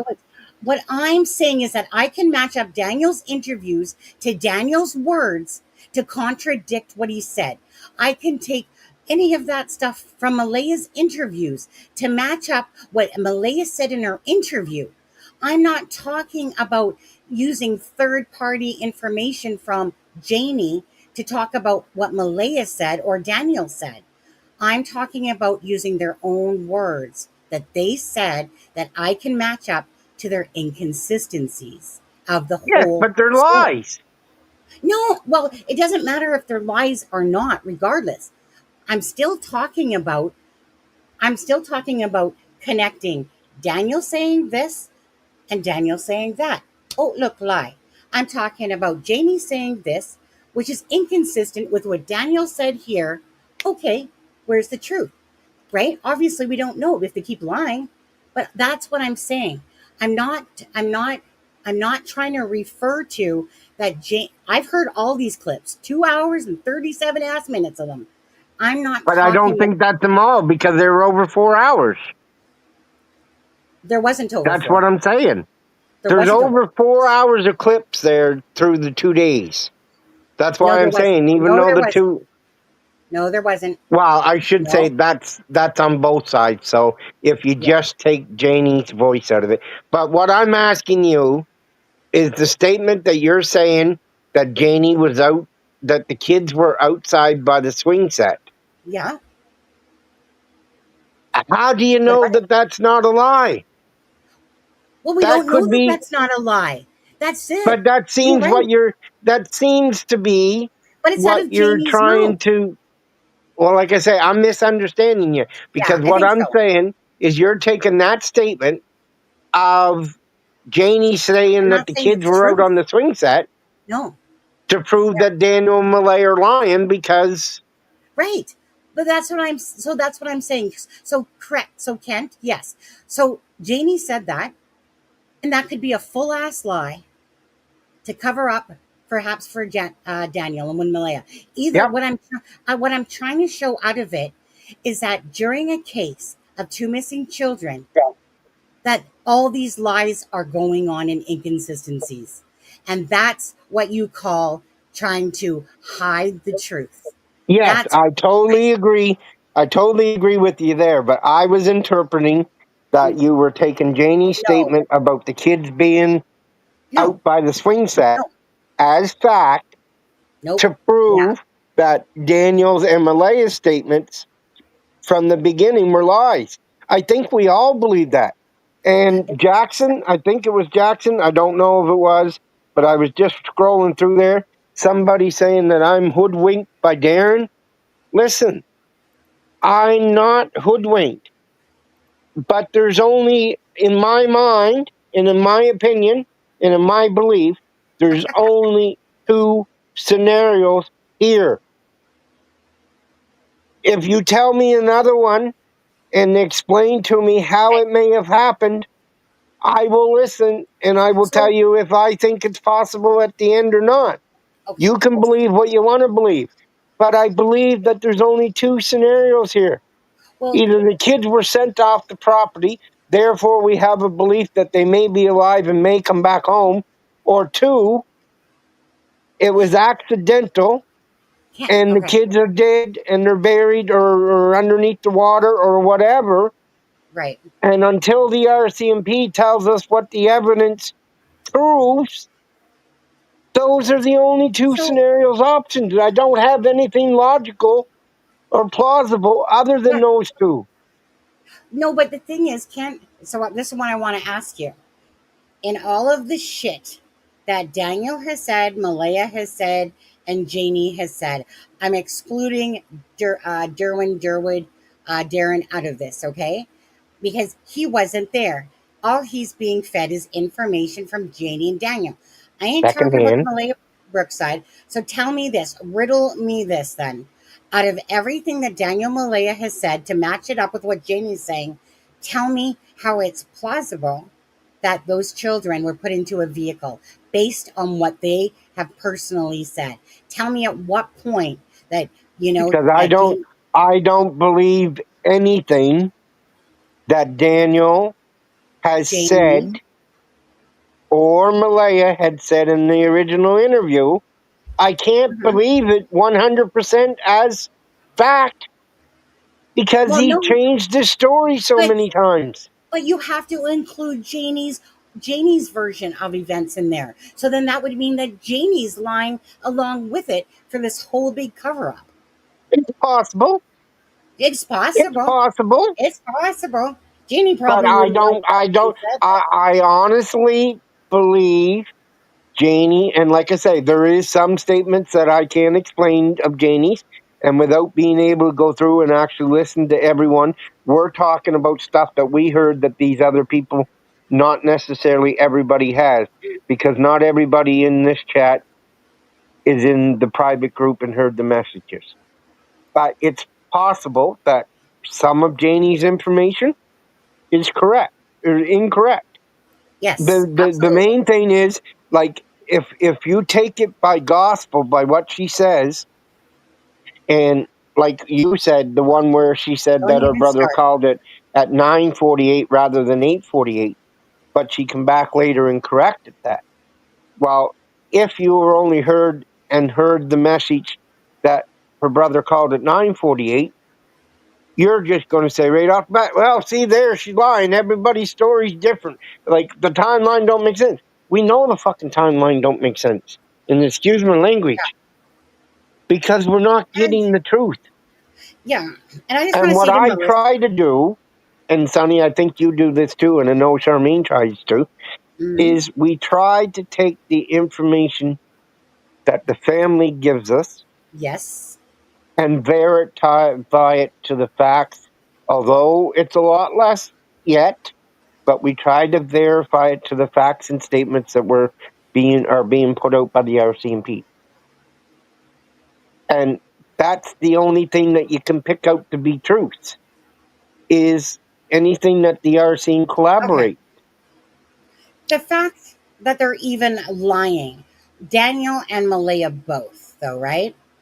They started off with a lie. If I had my personal opinion, those kids never left that property alive on this. Because, but the only thing that stands in the way of that thought is that Janie is so convinced that she heard the kids that morning. So either they're all involved in this big ass freaking lie, or Daniel and Malaya, we know, are lying right from the get go. So either it was a cover up in the home and Daniel's just whipping around with his lies, or because again, none of these things can all be true. But that's just it. They're all claiming it's true. And Daniel, honestly, you can fuck right off with all your bullshit that you're doing in here.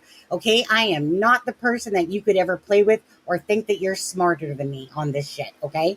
You, regardless of anything with Jack and Lily, you are a blatant ass bullshit liar that can't even keep your truth straight if it came and hit you right in the freaking back of your ass. Okay? It's ridiculous, right? Any parent that truly is sitting there missing a loved one does not fuckery around on the internet telling multiple little weasel popping in and out of chats, and he can't even keep his own story straight, let alone all the excuses Darren keeps making for his lies. But Daniel does that, the lies, by himself. And Mama Janie, I don't care what you think of me that way. Of course you love your son. Of course you're going to believe everything he says to you. It's your son. You're never going to think badly. But ask Chris Watts' mom and dad, right, who murdered his freaking pregnant wife and his 2 kids. Ask them if they ever thought that Chris Watts, their son, was capable of that. Ask all these other families that have done something, right? So it's not implausible to think your son is lying to you. That's the bottom line. But are you going to be there to protect him like a mother bear should? Absolutely. Right? Now, I want to say this about Janie. Mariska, or whatever her name is, said something about Janie Bash. Nah. This is about shutting your lips and opening your ears, Mariska. It's not Janie bashing. Janie has said a lot of shit, okay? And that's fine, right? Telling her truth, right? And she felt this great big relief. This is about looking at everything, all the information. And I'm so sorry, Mariska, that we have a lot more than you do. But anyway, so this is about simply looking at everything. Bottom line is, between Janie, Daniel, and Malaya, who actually were on the property when these children went missing, who's telling the truth? Because it's a bunch of bogus bullshit. I still feel like with this one, and like I said, with Janie, I feel like I think that she's she's a feisty woman, but she, she's not exactly a nice person, to be honest with you, when she's talking. I mean, I felt her pain, but she didn't speak it even like there was nasty times. Like, I mean, I don't care about the shit she said about me. She can go on all day long about that. Don't care. But she definitely doesn't catch bees with honey in the way that she speaks. For someone that's proclaiming to really miss Lily and Jack, I remember, all I'm saying is this: 2 children are missing underneath all of your watches. Janie is the grandmother. Daniel and Malaya are the ones that were in charge of those children. And yet they couldn't tell a consistent story between all of them. But if anyone's trying to tell the most believable story out of it all, but protecting her son, like, meaning believing what her son's telling her, I would say it was Janie. So she might not have the nicest personality and a poor me victim syndrome going on over there, right? And all these reasons why she couldn't have put out posters and stuff like that, or why she couldn't have gone to a vigil. Hate me if you want, Janie. I'm just calling a spade on this one, okay? I don't know you, but I'm a mother, and there's no way in hell. And even if my grandchildren were missing, I don't think I'd be sitting in my trailer. I'm pretty sure I'd be fucking boots on the ground every day doing the same thing for my grandbabies, because that's what I would do, because they're 2 children, 2 beautiful children, that you claim, that you guys keep claiming that you love so much. So you got Daniel popping in, lying his ass off about different things. How is it that this is about these two beautiful children and all you defuncts over there can't seem to tell the truth? That's what's pissing me off. So I don't give a shit what Daniel thinks of me, what Janie thinks. I don't give a shit what any of them, besides Belinda, definitely on that one, okay? But other than that, I don't care. These are two children missing, and you're just giving a bunch of bullshit answers, and we're hearing lies, inconsistencies. When that happens, it means you guys got something to hide, especially Daniel and Malaya. I don't know about Janie's truth and all that, because I think some of it is that she believes her son, right? But I definitely know that Daniel and Malaya are lying. And I totally agree with you that they're lying and hiding stuff and not telling us the truth and everything else. But I have one question for you. Go ahead. And other people, well, I shouldn't say one question, because if you hold me to it, you won't let me ask the second one. But Go ahead. Go ahead. people in the chat are still asking this. So my first question is, do you believe the RCMP are stupid? Let's say stupid. Do I believe there are Rcmps what? Stupid. Stupid? Yes. Absolutely not. They're Okay. so, no. Okay, that's fine. So, do you think they're cheap? Cheap? No. Cheap. Cheap? No? Like cheap as in Okay. money? Yes. Absolutely not. Okay. They're on this case. They are on this Okay. case. We can agree on that. Now, so my question is, as everybody else in the chat was talking about, no cadaver dogs yet. Right? Do you believe that the RCMP would have called in cadaver dogs by now if they had no evidence pointing them into a direction that the kids are, and I'm not saying they are, but they're possibly alive, because what cadaver dogs need is a death sentence. We're not talking the tracker dogs. We're not talking the scent dogs. We're talking cadaver dogs. So there has to be death. Do you believe that the RCMP would have called in cadaver dogs if all the evidence was pointing to only death? Well, apparently all the questions they asked were about death on the polygraph, wasn't it? What Daniel said.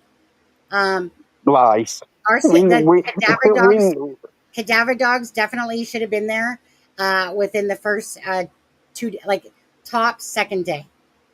So if the cadaver dogs were brought in and couldn't pick up anything, what would you be saying with everything that we know? Yeah. And the say if the cadaver dogs were called in on the Monday and didn't pick up no scent of death, what would you be thinking then? If they didn't have no scent of death? If they weren't able to pick up the scent Yeah, but of death. you're trying to get me to believe that they're hidden somewhere. No, I'm not. No, Yeah, I'm not. All I'm saying is I just want to make the point that because everybody was asking, I can't believe they didn't use cadaver dogs. Well, I can't either.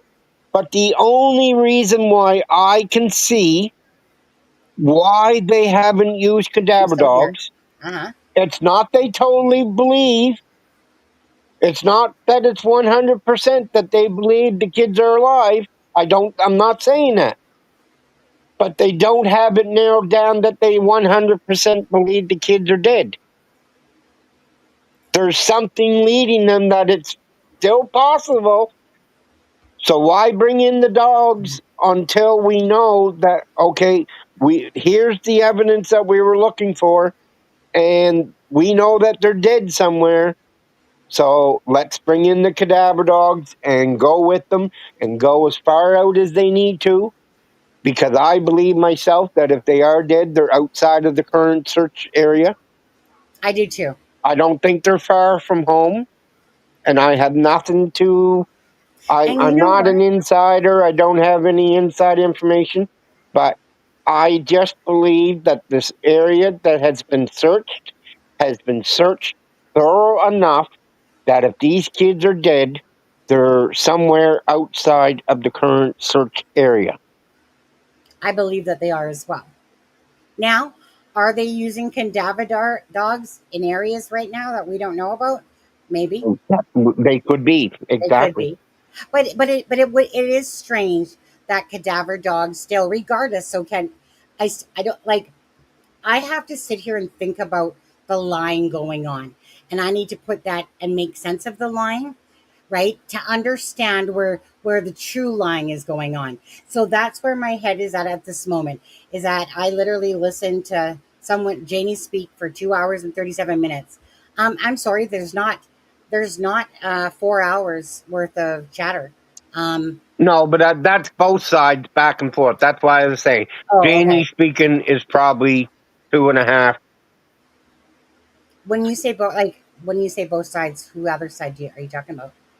Well, like in the start, like when that all started, there was a couple hours of everybody just hammering her with questions, right? Yeah, So from the I time went that the right. questions were being asked, and then her taking the time to answer, and then Mhm. answering Oh back. yeah, I started at the start. I went when I came in. I went right. I didn't care what was being said. All I know is I went right to where she started talking on the first day, and I just kept saving the clips until I finally made it to the bottom of the 13th day. But that's Like what where I'm she. saying. We were discussing. She was answering questions a good half an hour Oh, or an hour longer the than she typing was ones. given the voice clips, Yeah, right? right. So I I'm didn't just take saying. screenings of that. And I then didn't when take. I say the 4.5 hours, I'm talking the time span because, like I say, when she was first, like when someone was sending because at first, before I even got there, people were just hammering her with questions. And then when I come in, that's when Lana and Bree made the announcement. Okay, send us your questions. We'll ask them in queue one at a time. We'll give her the time to answer. Yeah. So that went on for about a half an hour. And then that's when they suggested that she does it voice to text. And she Okay. said no, because then I have to worry about editing it. Because, as me and you both know, our phones aren't smarter than we are. Yeah. And and Absolutely. then so then they showed her the voice clip recording mic, and when she started redoing the voice clips, yes, I would agree that it's only about 2.5 hours of her speaking on those voice clips. But Hmm. that wasn't the entire conversation. There was conversation before the voice clips started. Yeah. Now, just quickly, sorry, I got to go back to something else. Broke Stacker said Mello Anthony stabbed an innocent high schooler in the heart. They raised $1 million for bail. 200K can't be donated to higher PIs to solve this case. Honestly, you guys, I honestly don't think it's at that point at all. I think that there's a ton. Like, I remember Seth Rogers the other night when he was doing his live about Sebastian.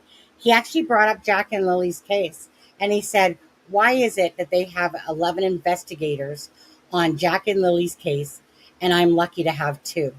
Right? He's like, what are they doing right up there? Um, and and so I felt bad for Seth because yeah, I by no means think that this is at the point of a private investigator. I think that they are so on this. It's not even funny, to be honest with you.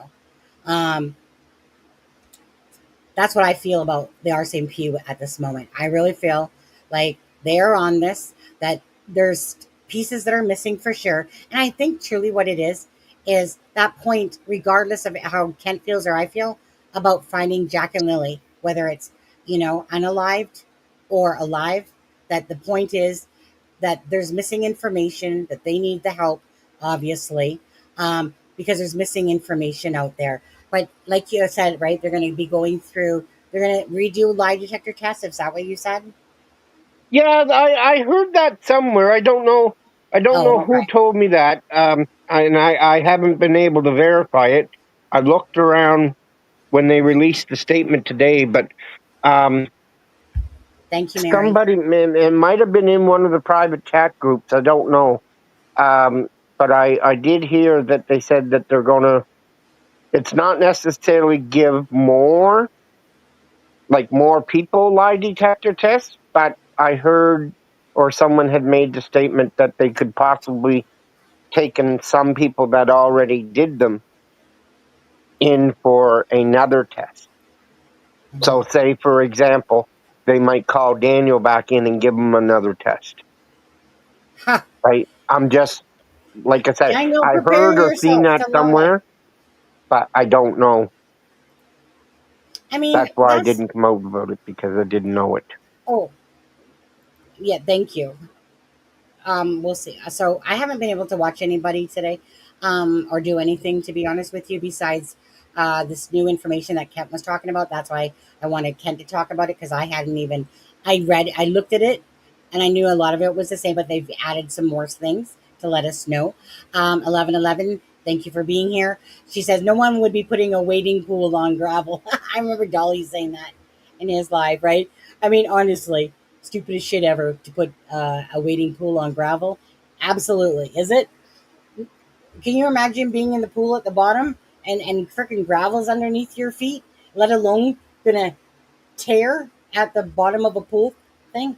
Yeah, but Kind I of think crazy. I think she'd be referring to a kiddie pool when she said that. I don't think she's talking about one with a liner that would obviously rip on the first rock that it sat on and the kids stepped on it. Yeah, but there's grass. There's all that grass. What do you need to rake gravel for? They got that backyard there. There's grass. So that doesn't make sense. I mean, like that doesn't make sense. I understand that, but she wouldn't want it in on her fenced off area Maybe she's because just then she lying. wouldn't be allowed to let her dog out when because she said that she tried to keep the dog Ken, away. tell people who you are again. People that don't know. Um, Great. I'm Kent Corbett. I live in Pictou. Um, I'm a community volunteer, a business owner. Um, I was never in online on the true crime side of things. The only thing that I ever watched on YouTube was firewood sellers. Um, when Jack and Lily went missing, it intrigued my heart. I became involved trying to find out information. Uh, I'm nosy, as some Of other people course. are. Who wouldn't Don't go be? there, Sonny. Some of these people are new and don't need to know. Or can? What they know is that what they know, and the ones that don't know don't need to know.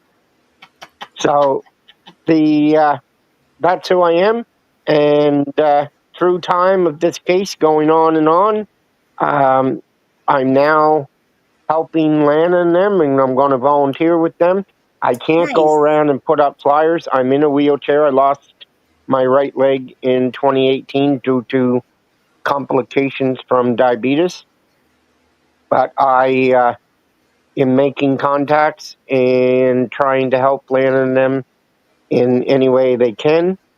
Uh, One big thing that we got going that we're trying to be able to raise some money for the group to be able to print flyers without Lana or anybody else having to take it out of their pocket Yeah. because we know how precious money is available.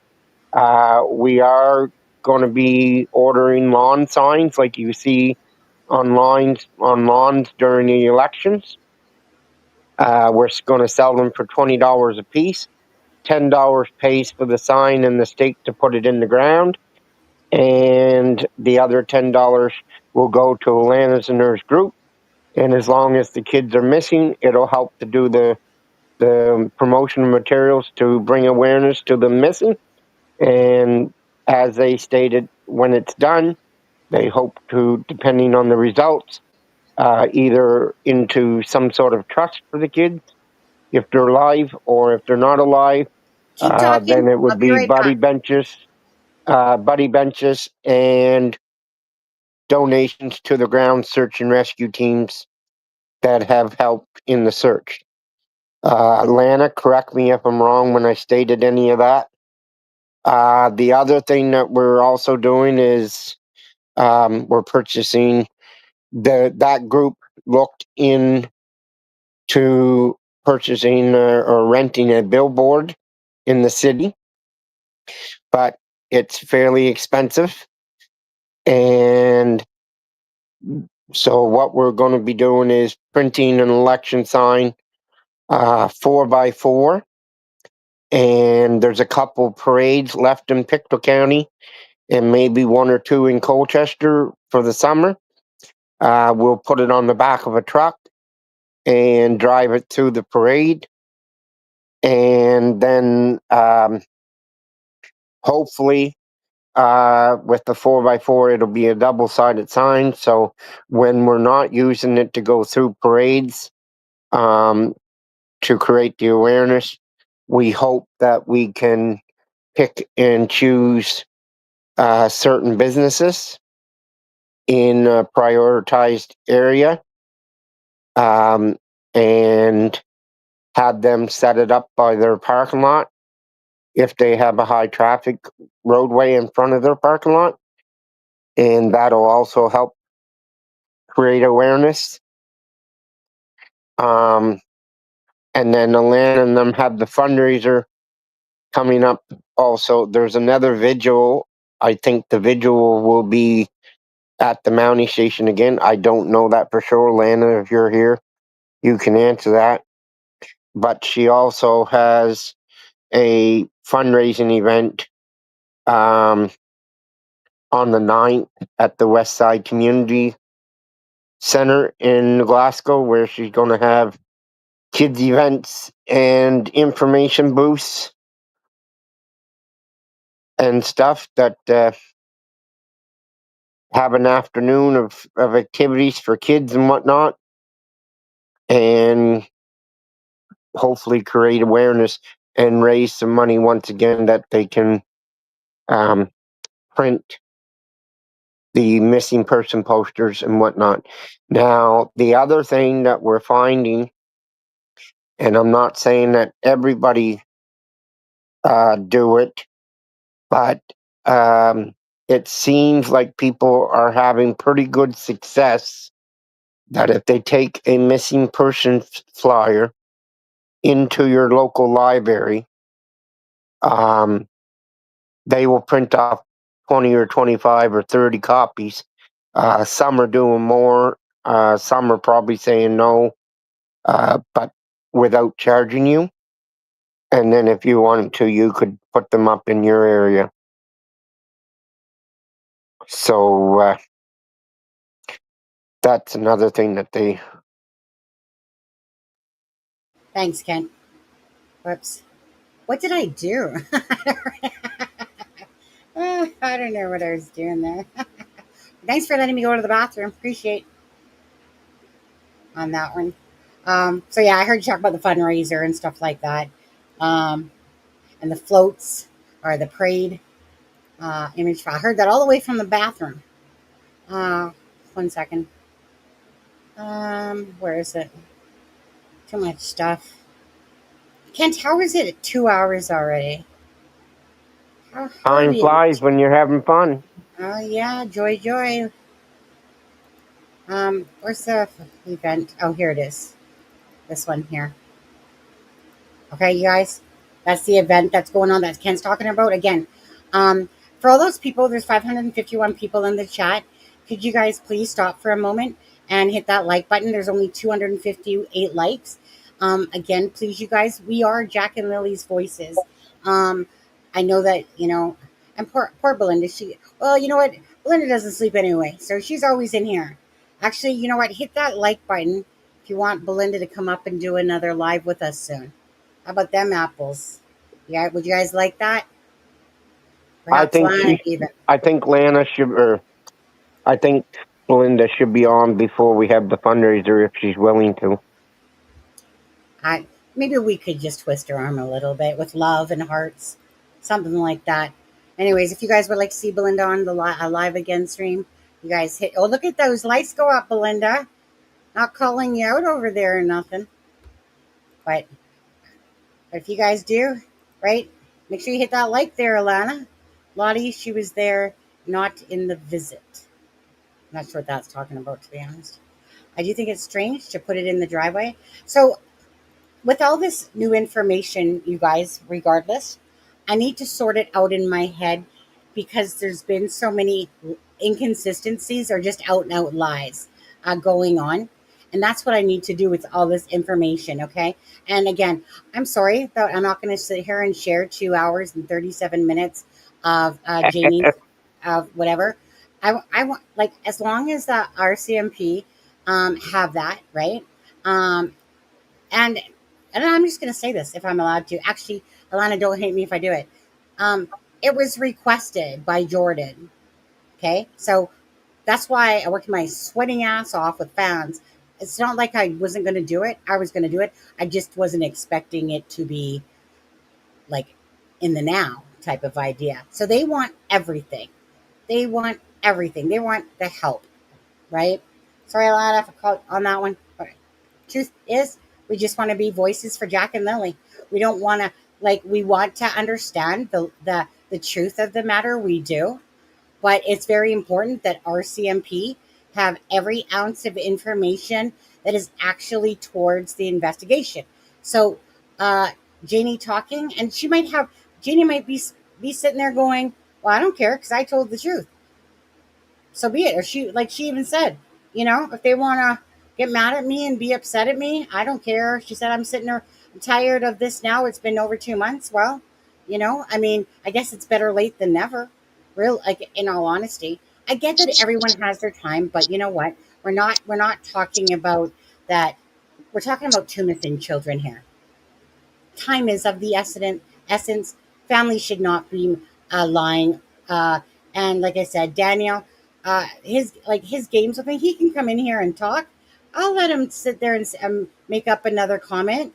At some point, you'd think that he'd put a cork in the mouth and realize that you know what, there's a few sap suckers out there that believe in you, Daniel, but your lies are your lies, meaning your interviews and what you're saying are exactly that. They are called lies. They're not little oopsies. You can't have like 10, 15 oopsies and just go, yeah, my bad.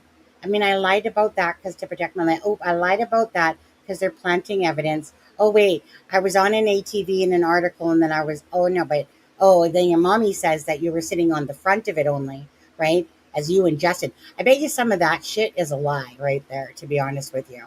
And then, Daniel will sit there and be like, well, I'm pretty sure that they messed it up in the article, along with the planting of the evidence against you and just to portray on this one.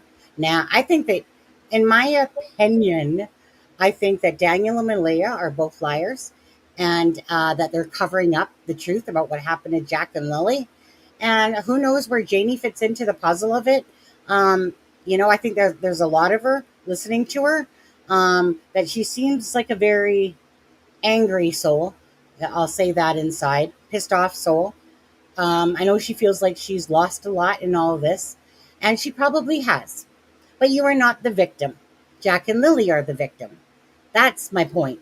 So it's not to take away from all the woes in your life or anything like that, Janie, but I ain't here to be your best friend. I'm here for Jack and Lily. If you got issues in your life, you know what? It's up to you to fix them. Not up to me to fix them. I'm just sitting here listening to you guys talk and presenting the stuff that you guys are saying, using your own words against you. Because that's exactly what's happening here. I'm using your own words against people when they're not telling the truth because they're so stupid that they keep talking and keep talking.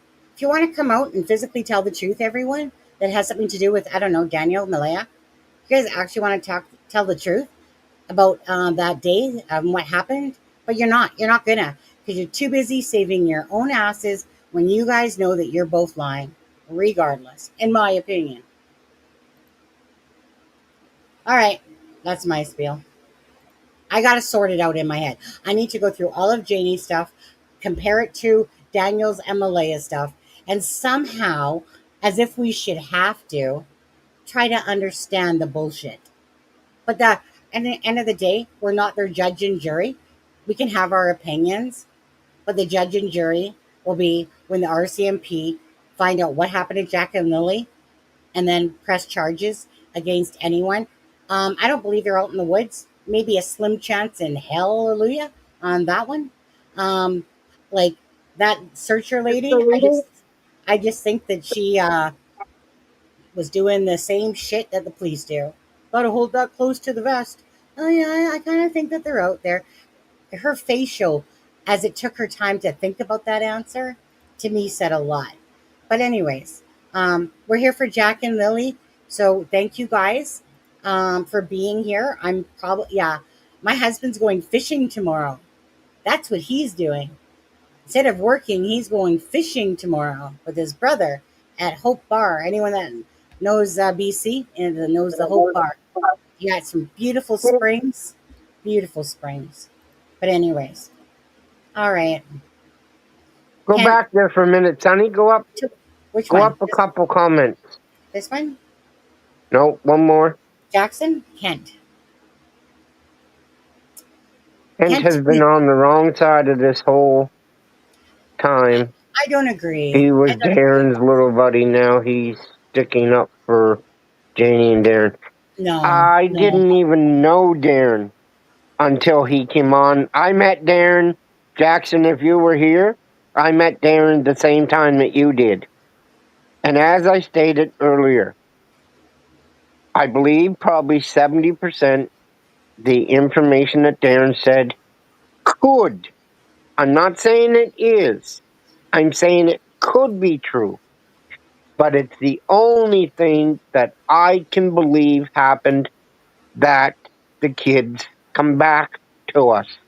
And I'm not going to give that hope up until the Rcmp say that they have found bodies. Sorry if you don't agree with me. That's your right and totally your opinion. But I have mine as well. Yeah, I'm going to stick up for Kent on this one. Kent, me, and Charmaine spend a lot of time talking. Kent is not a gullible, little butterfly there that's buying everything that Darren is saying. Kent's like what I'm doing. He's listening. He's looking for answers, right? If for him, it's not like he's buddy with Darren.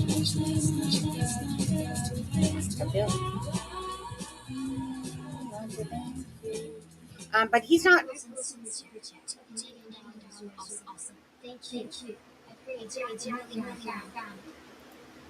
That's funny. Go into AI. Sonny, actually, they're using their own words against themselves.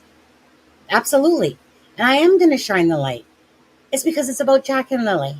Whatever happens with Janie's truth, Daniel's truth, Malaya's truth, honestly, would I like to know what happened that day? And if they're going to talk, am I going to listen? Absolutely.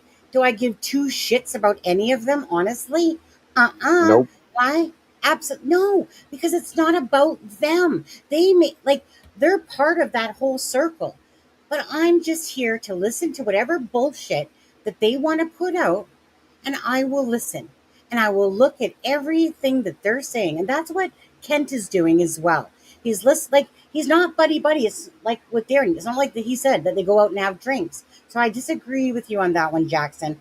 Only because we spend all the time with Kent. Kent is a very reasonable, sensible person. Charmaine is a very reasonable, sensible person. I am a very amazing, go on, Kent, sensible. And we have three different beliefs. So that just goes to show you, as is everybody else, we all have our own theory and our own opinion and our own belief. But that doesn't give you any reason to attack anybody else for what they believe.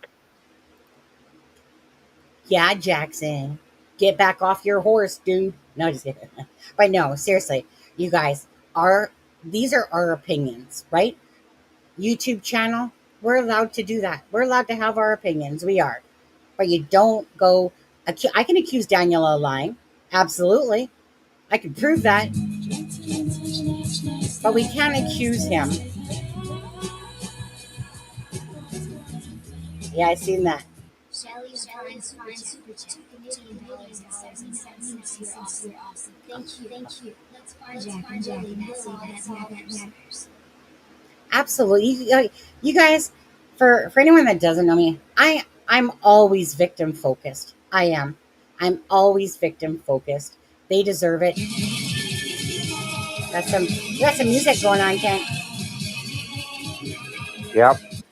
New member.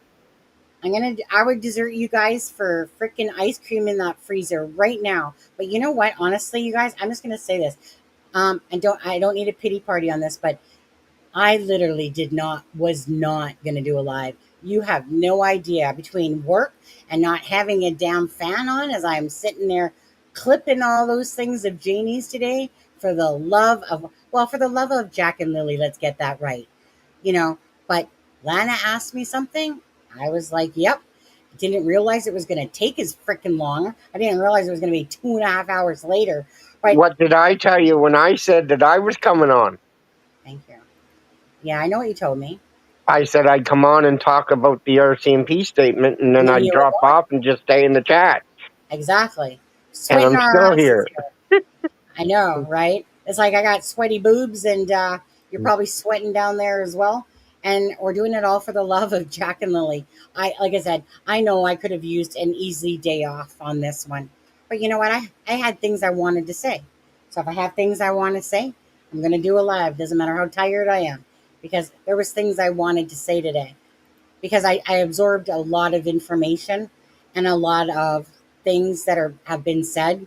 I mean, there's this timeline there, and honestly, I'm going to go through all these messages, all 2 hours and 37 minutes. I'm going to go through every ounce of the information that Darren had said. And I'm talking about it in my private thing, that you guys, Darren said a lot of it, but there also is a lot that I'm not going to share with you. And that, whatever, I don't care whatever he wants to call me, I don't care. It's still about my own morals about it. As long as the Rcmp have any information, like if any of Darren's information helps shine light on any part of this case for Jack and Lily, that's what I'm here for. That's what he told me he was here for. So if any ounce of that, you know, right, because he wouldn't want some of it shared. Absolutely not. And I'm not still going to disrespect that, just like I wouldn't disrespect. I will play that one clip though, Lana. The one with the swing set though. I will play that one clip maybe on there. So Rachel, we all want one thing, and that's a kids. That's what we want. Doesn't mean it's going to happen, but it's what we want. Absolutely. Like I still just want to look at it realistically, no matter what. If there's an avenue that I even see that Malaya had something to do with it, or they all had some sort of pact together that they were like, selling off the children for money, because they were a pain in the ass or something like that, and it was just, keeping the one child. It's just, maybe Malaya and Daniel are playing a sick, twisted game publicly. Who knows? All I know is sick, twisted shit's going on by family members when I say family members, I'm talking about Daniel and Malaya first and foremost. And again, if they have anything to do with it, their day will come. They'll face their own justice. And if they had nothing to do with it, well, honestly, at the end of the day, um, because of their negligence, regardless, 2 children are missing. That is a fact. Because of their negligence, that these 2 children are missing, regardless. Doesn't mean that they had the involvement. They could not have. But we don't ever accuse them of literally doing something without it being in your opinion, right? Absolutely, there's a story to be told here, and there's a lot of bullshit going on. Why? Am I going to talk about that all day long, right? But first and foremost, again, it's just about the things that they've said, right? The things that they have literally said. That's what I care about most for Jack and Lily, is what Haley said, what Logan said, what Cheryl said, what Daniel said, what Belinda has said and shared. I care about all that information, because that in there is going to lead you to either the bullshit of it all or truth of it all. and see where the bullshit lies. That's what I care about. Jack and Lily. Oh, let me put them back up on stage. So Anyway, remember, I'm going to pop off, but again on the outro tonight, I suggest, and probably Shelley. every night here on out, let's play the tribute video. Night, guys. See you next time. Thanks, Ken.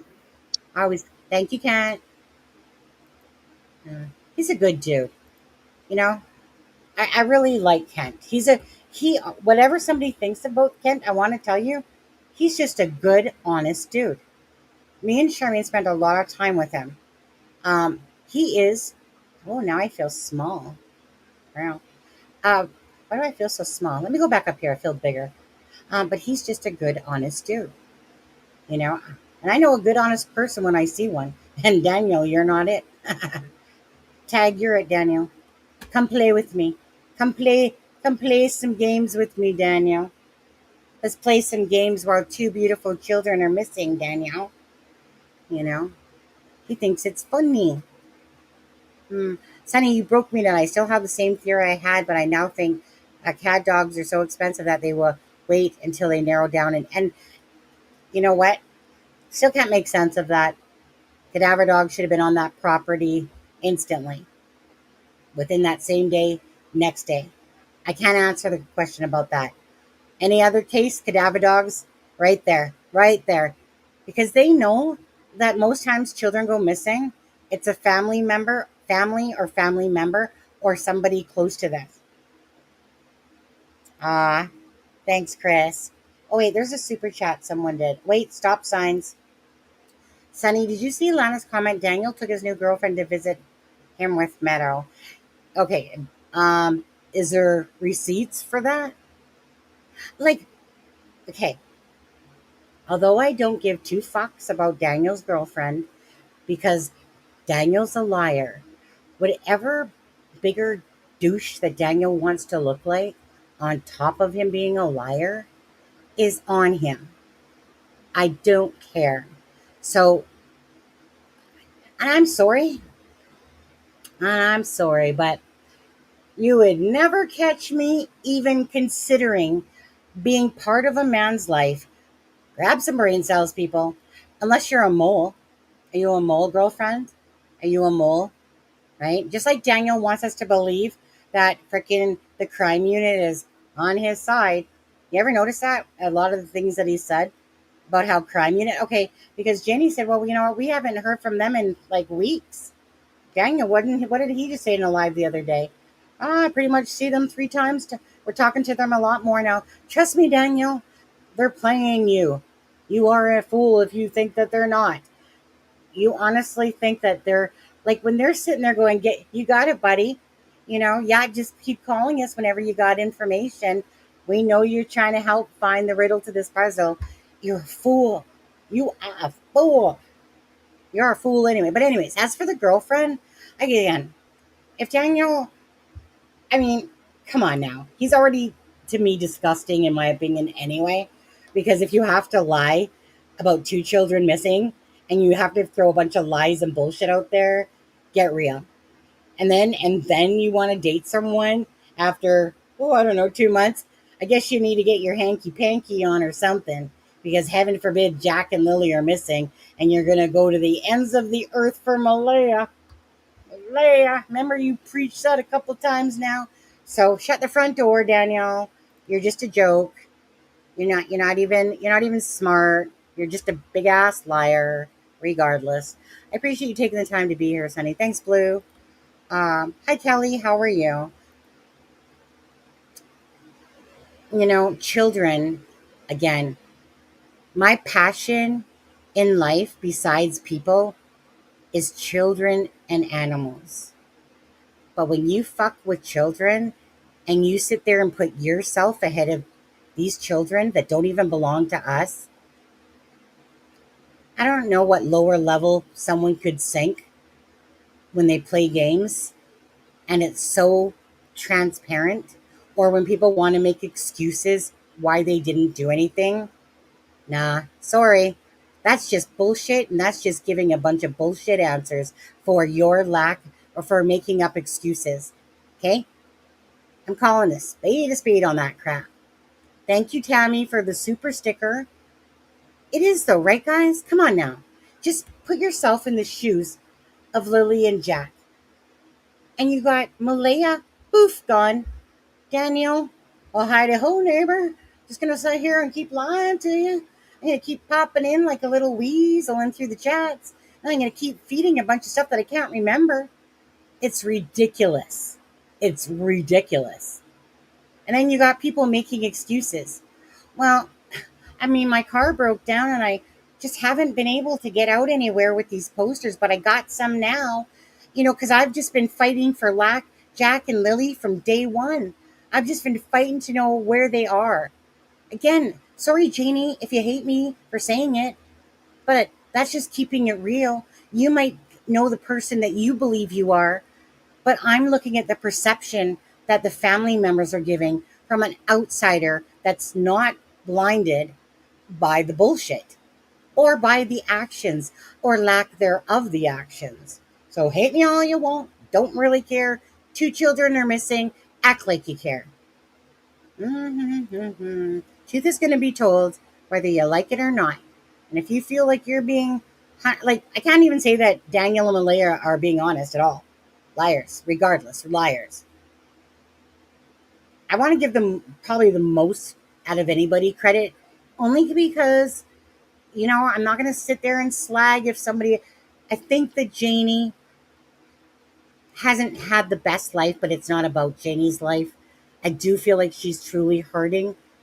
I do feel like she's been fed bullshit by this whole thing, or she's just out and right could be lying to us, right? I think that Darren,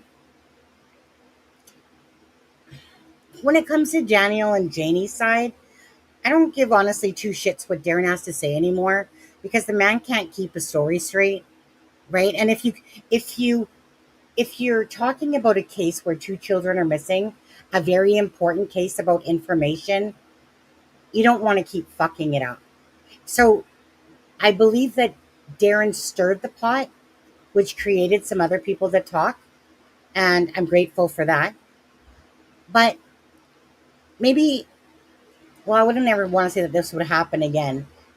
Maybe Malaya's dad might say that.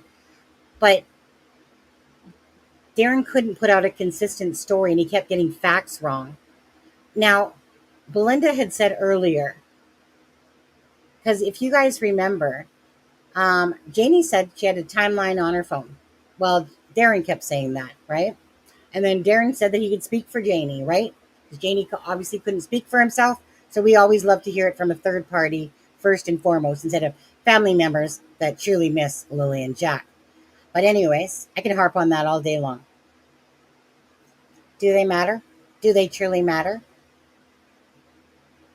To who? Belinda? Some other folks that are out there that aren't coming forward either with family? I get it. It's going to happen for sure.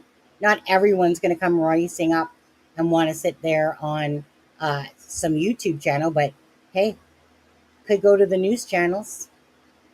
Do it your way, that way. But Belinda put it up there that Blaney, how did I get that name? It sounded like Janie now, when she was calling Malaya Melinda and Belinda and Melinda. And she kept, there was this one personal clip where she couldn't get the name right of her life. I don't know if she was tripping over her words or what the hell was going on with that one. But anyways, she kept saying Melinda a lot. And sometimes I think she meant Belinda, and other times I think she meant Malaya.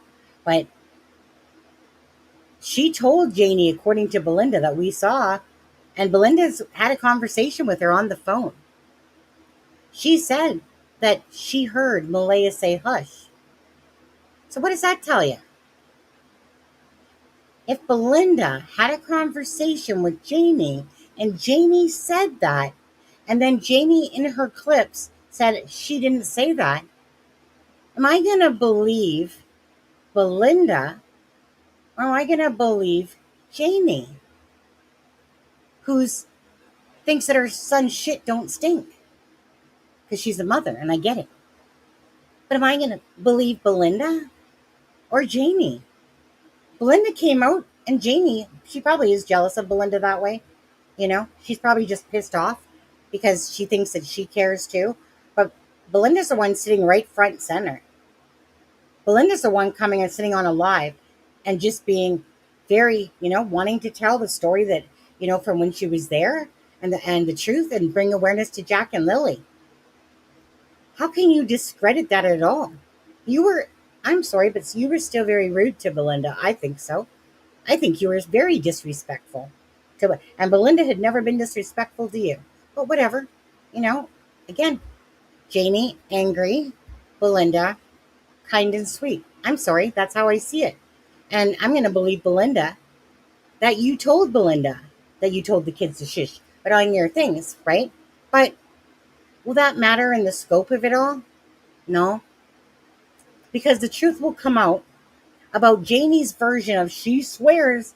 Like, Kate, she did go as far, you guys, to swear on her somebody's life, and I think including her dad's life. Okay? She did go as far to say that. What, Shelley? What, Shelley? Please, Sonny. What did she say? I'm not sure what the please is for. Hi, Sam K. I know I'm way behind on this one. Like I said, I just need to absorb all these clippings of Janie, Daniel, um, and just work through these timelines in my head about Janie saying that she got up at 6 o'clock, 6:24, messaged her brother, something like that. I think it was, fed the chickens around 7, went back in, was playing on the Temu app, fell asleep, got a phone call from her brother at 8:48, fell back to sleep. And then next thing you know, she hears Daniel outside calling the kids' names. So at what point did Janie see or hear that Malaya was outside of her camper? Because Daniel wouldn't have been in that presence of all that. And that she could tell that the kids were at the swing set, right? Because her dog barks. But she said that she could tell. So that would mean that the kids would have had to have made some noise on the swing set for her to even say the swing set or know that that's where they were. There's no way to me that no mother is going to be like, yoo-ha, come on, girl. Come on, kitties. Come on, kitties. And even, but there are some questions that Janie did say that she was like, well, like if Jack and Lily were going down the driveway towards the road, whatever, she said that Lily always said something like, come on, Jackie, come on, Jackie, come on, Jackie, right? So she is questioning certain things herself. I just think that a lot of it, she's bought into what her son has told her and the stuff that she sees, and I think that there's lying in there. I think there's definitely absolutely lying going on in there. Now, let me see. I'm so far behind. Sunny, have you analyzed Daniel's hands prior to missing versus after? No. Kind of like Barry Morphew's hands, all the scrapes and stuff. I can't say I have. I mean, they did that with Christopher Proudfoot as well. And Christopher Proudfoot said that the dog scratched him, right? I'm probably missing a bunch of shit.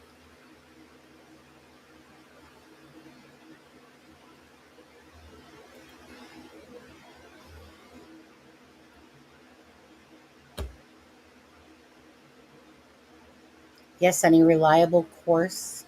I'm not even actually sure what that means. I've read it 3 times now, to be honest with you. If we could get a dime for every batch of BS both sides are putting out there, preach it, Jesus. That's how I feel about it all.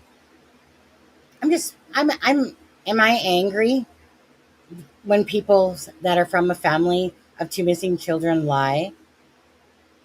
Of course. It's sick. It's twisted. It's just downright disgusting. I don't give a shit at all what they think of me that way. It's disgusting to watch. Nobody ever puts themselves above children. Sorry. Police stated today that one blood relative of the children are the only ones getting updates. Did they say that today in that thing? I'm going to have to read it. Police stated today that one blood relative of the children are the only ones getting updates. Huh. You think it's Grandma Patty? You think it's Grandma Patty?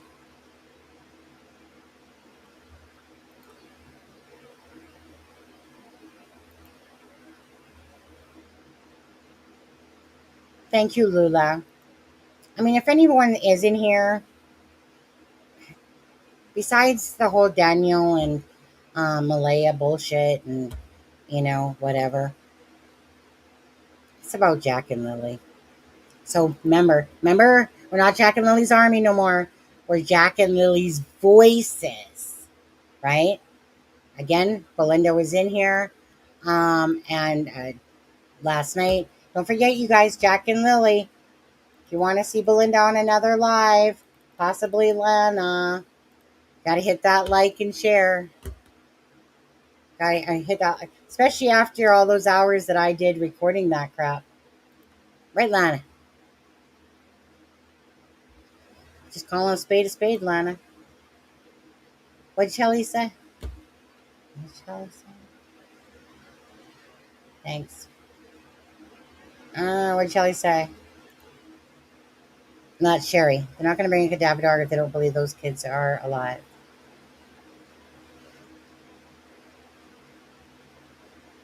Well, we actually don't know the truth about that, to be honest with you. I'm stuck on that one, personally. Oh, the girlfriend? You think she's a mole? Could very well, honestly, it could be. Getting to Daniel's good side. But you know what? I'm sorry, but that man is one dense man. One dense man. Just the joke that he's making of this case is enough just to be so disgusted. And I don't see how people don't realize what he is doing. The lies are receipts, right? Enough of those receipts. And on top of that, he's going into people's channels and he's saying, "Oh no, I wasn't on an ATV. The article got it wrong." Oh, let's just go back to the fact that Darren just spoke for you, remember, and said you're a liar. Well, we have the proof and the evidence to say that you came out of the woods and said that Malaya was on her phone calling 911. And then we also have the message to Charmaine saying that you told Malaya asked you, "Do you think I should call the police there, Daniel? Well, what the fuck do you think, Malaya?" Right? That in itself tells you right there. And don't make no mistake about it. No sucking up Malaya's butt there versus Jack and Lily. But that was only one. That was just one. What about the whole blanket thing? That you lied, because that's fact too. That's literally in both articles and that when you're talking about that. Yeah. Belinda says, "I believe Malaya in my opinion." To be honest with you, Belinda, I'm not even going to lie. I'm not sure what part you're talking about there. What part are you talking about there? I'm probably so way behind.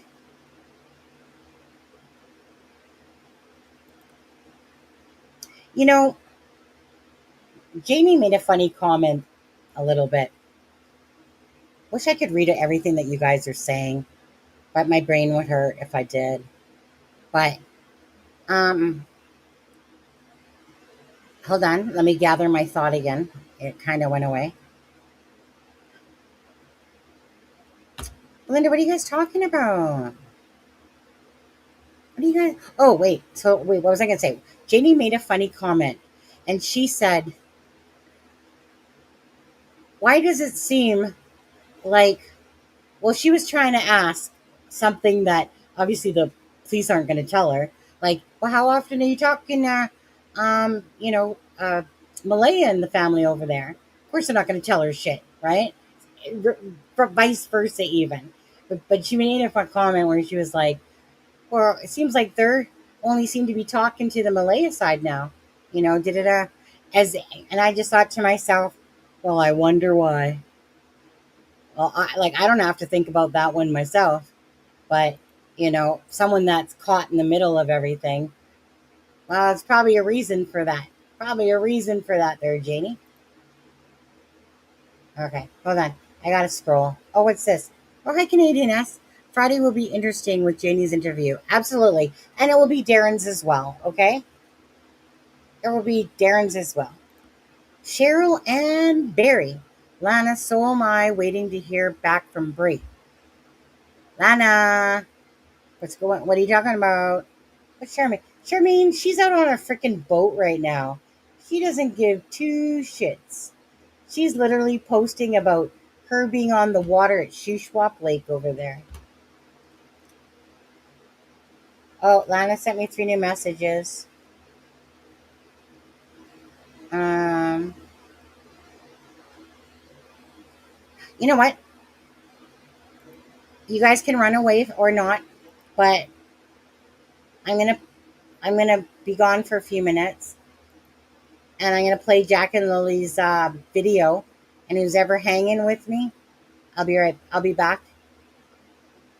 I agree, because I think so.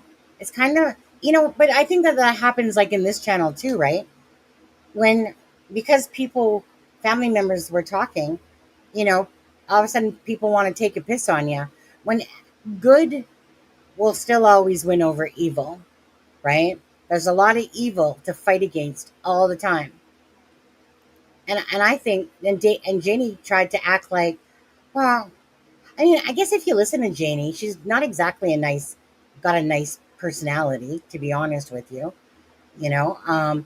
So does it shock me how her message came out about Belinda, to be honest with you, once you actually hear her voice? Like, lots of times she would say in those messages, like, well, you guys better ask your questions because I ain't got all night here, so this is your last chance. Or, if you guys are like, it just reminded me a little bit. It's just like, really? So you want to speak up for Lily and Jack, and then you kind of want to talk like that, So when you look at what she said about Belinda, it just matches her personality to me, to be honest with you, right? You know, so so so maybe the apple doesn't fall far from the tree, Janie, because you seem to be the miserable one, and your son's trying to come off like the cool, calm, and collected, pathological liar one, you know, or you're both pathological liars. But I don't think Janie is. I just think that she's lived a little bit of a bitter life. Sam. Okay, anyways, that's my thoughts on that. I'm going to be right back. I'm just going to play this on this one. I personally, again, I'm personally just tired of their bullshit.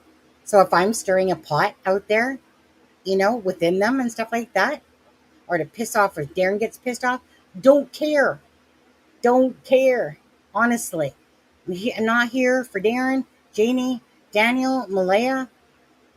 First and foremost, it's about Jack and Lily. So people can be pissed off at me. They think that, like Janie, like I said, boo-hoo, boo-hoo, Jack and Lily. If Darren wants to take the side and not keep his line of thought in the middle, again, I'm not his gatekeeper. He's not mine and I'm not his. He can do what he wants. They can all do what they want, right? Because your son's a grown-ass adult there, Janie. And you don't need to defend him, even though a lot of your messages were defending him, right? Just want the truth for Jack and Lily. Is that too hard? No, shouldn't be. No. Okay, be right back. Huh. Video file. Again, who's ever going to come hang? Come hang. This is Sunny from It's a Crime and Shame. And someone had sent me this beautiful song called Come Home, Jack and Lily. And I wanted to do Belinda, and I wanted to do Alana King, and all you guys out there, this beautiful little video to attach to it. Thank you so much for the person who wrote the poem. Thank you for fighting for Jack and Lily's army. Please hit the like and the share. Thank you so much.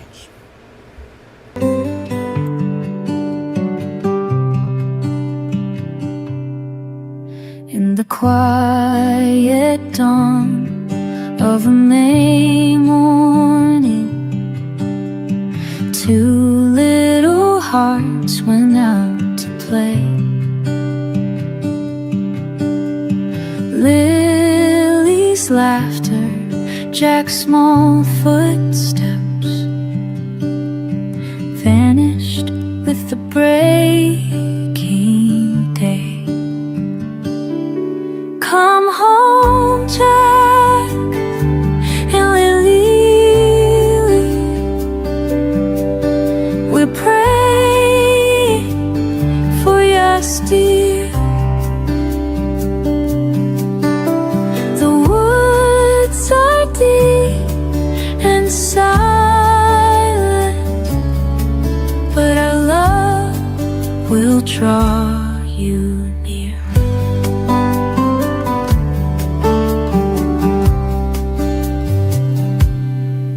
Through forest paths and endless trees, searchers called your names aloud. Hope flickered in the morning breeze as prayers rose up to the clouds. Jack and Lily, we're praying for you still. The woods are deep and silent, but our love will draw you near.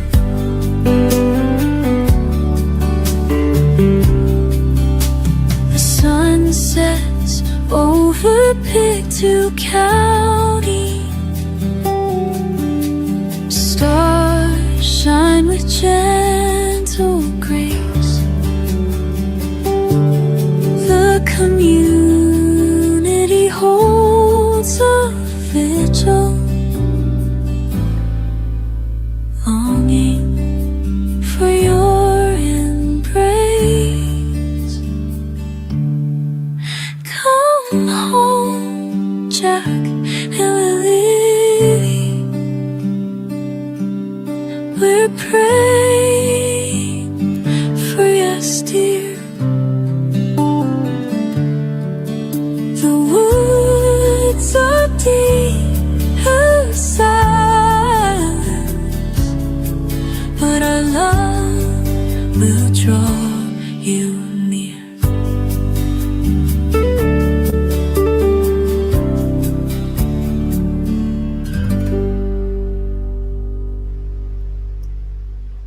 Yes, yes, yes. Beautiful tribute. Okay, we got to ixnay. I got to change that. Okay, I'll change that. The army thing. Voices to that. I'm not behind. You had a shitty trip on the boat. You got toting, you said. You sent videos. And that's what I was looking at. Intro, so I'm shush. I'll fix it. I'll fix it. Takes time, young grasshopper. Takes time. I do need to refresh myself. But tomorrow, Alexa's going to be... Yep, tomorrow's Thursday. Tomorrow, criminal profiler Alexa will join me tomorrow night. And, it's going to be nice to have her back on. I always love Alexa's thought. She's just tell it like it is, you know. Keep it real. Criminal profiler, she was for 16 years. Body language and graphologist, okay? So gonna have her back on tomorrow. It's so there's other people too. I mean, I haven't even spoken to Susan since she was last on the live. Because there's and then there's Bev, right? Bev, she's um, the child protection lawyer out of the United Kingdom and stuff like that. But it's so hard with the UK time and my time and stuff like that. But Friday, oh yeah, you bet your ass I'm gonna be up, Kent. Kent thinks I'm gonna. Well, you guys are gonna be sleeping in anyway. No, Kent's gonna record this 6 a.m. one, aren't you, Kent? Right? And Sunny will be up. What time am I supposed to be up again? Wait, 6 a.m. Wait, what time does it come on again, Kent?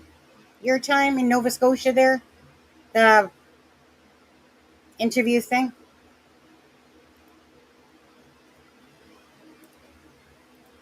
Because it's voices now. We want to say voices. Because we're Jack and Lily's voices. Don't make Belinda come up here and put her foot down, because she will. Okay? I mean, you can say army if you still want, but we changed it last night to a better word. I really didn't like army anyway. No offense against the army, but voices I think is perfect.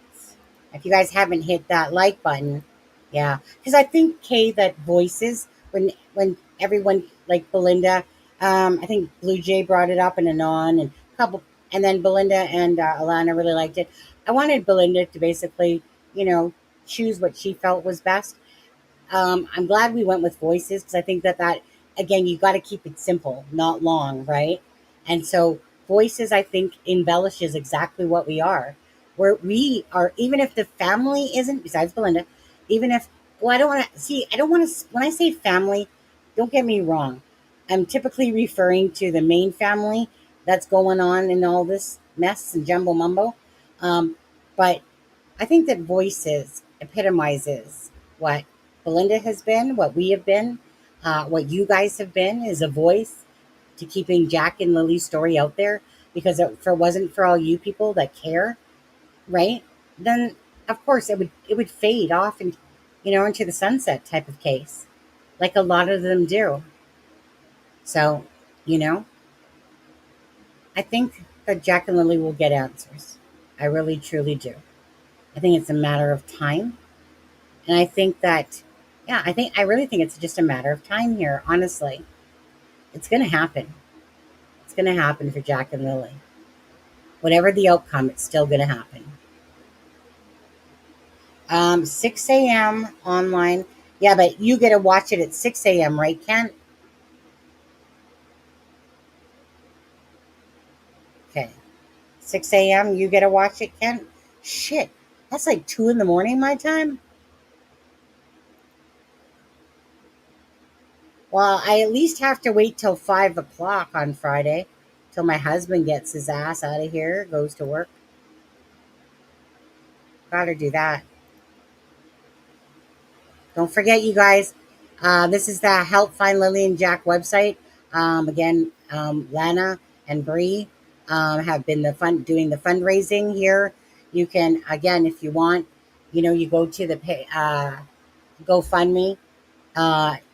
Lana's, there's an email on here as well, right? I can't remember exactly what it is, Lily and Jack 2025 or Jack and Lily. I can't really remember it's one of those two.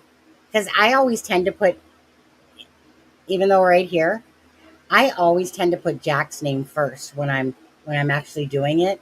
And then sometimes I switch it up to Lily because it's always how it flows in my brain of what comes off the tongue or easiest. And for some reason, I always go to Jack and Lily typically. So Charmaine, well, it's because she said she was so tired. I mean, it was just karma that you broke down. It's because you didn't bother to care about coming up on the live. Said you wanted to frolic in the lake there. Yeah, your time Atlantic.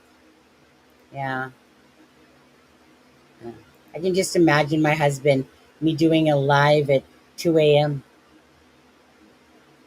Yeah, not going to happen. Not going to happen.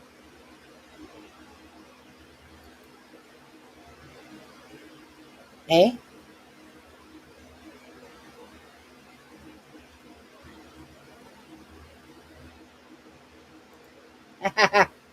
Smart ass.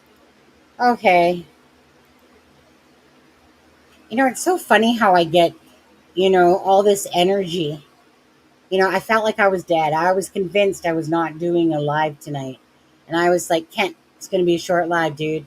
I am freaking wiped. But I do need to get some good rest tonight. And I got a bunch of cherries to eat. They were on sale. I don't like grapes. $13 for a pound of grapes. Kiss my butt. But cherries, $13 for a couple pounds of cherries. I got 2 bags of them. No. Best cherries is when they're canned. Canned cherries. Okay. Oh, you know what? Actually, let's play, just for the sake of it.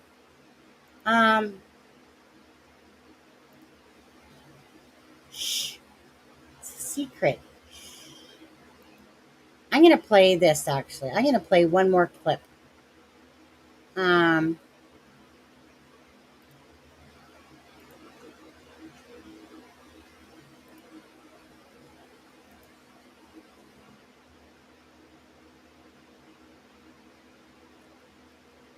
Belinda, don't watch. Turn My heart around. tells me these babies are gone.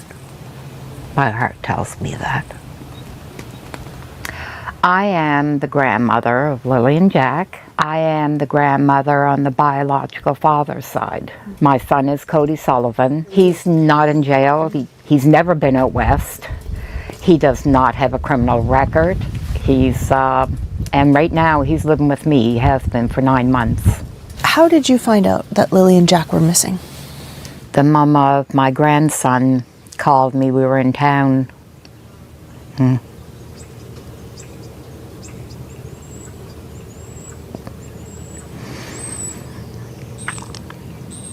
She asked if I heard the news.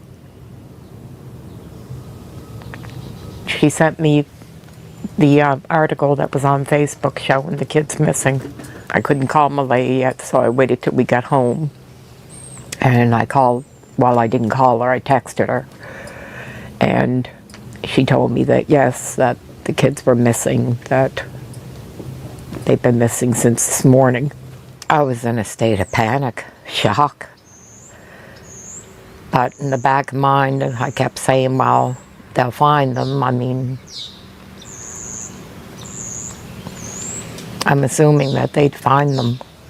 So I told her, well, we'll head out first thing in the morning and help with the search. Are you able to authorize and start getting some search teams going to the Gairloch location?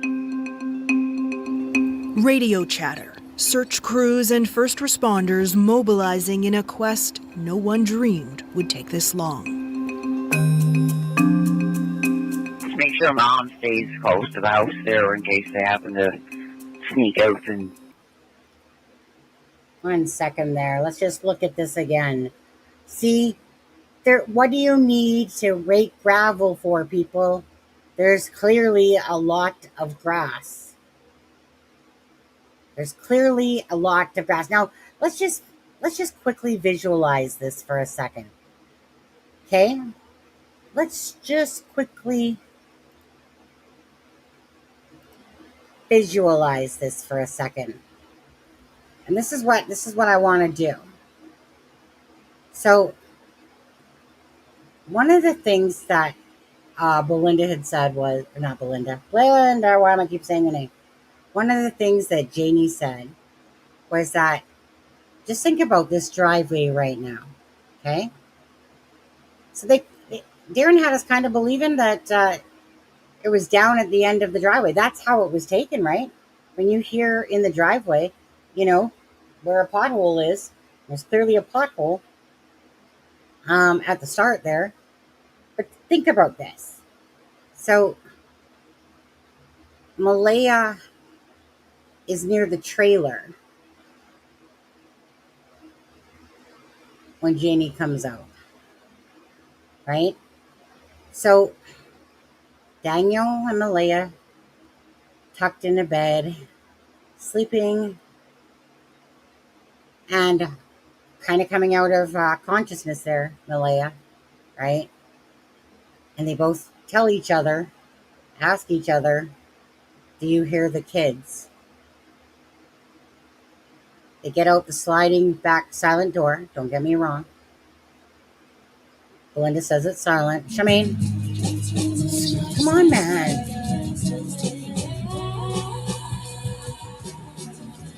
Which part? I'm at the very bottom.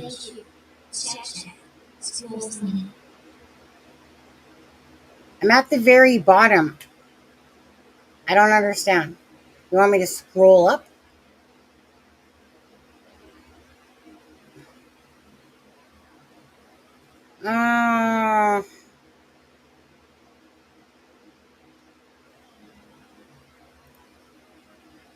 You talking about a Facebook group? Yawn.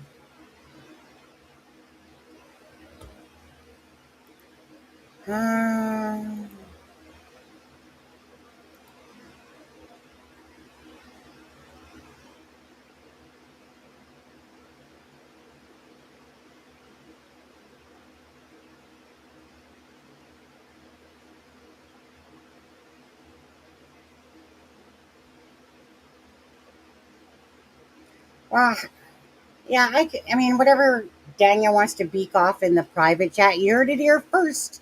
You heard it here first, folks. No girl was with me. That's me, my yelling voice, trying to get Sonny's attention. Yeah, but honestly, do I even, honestly?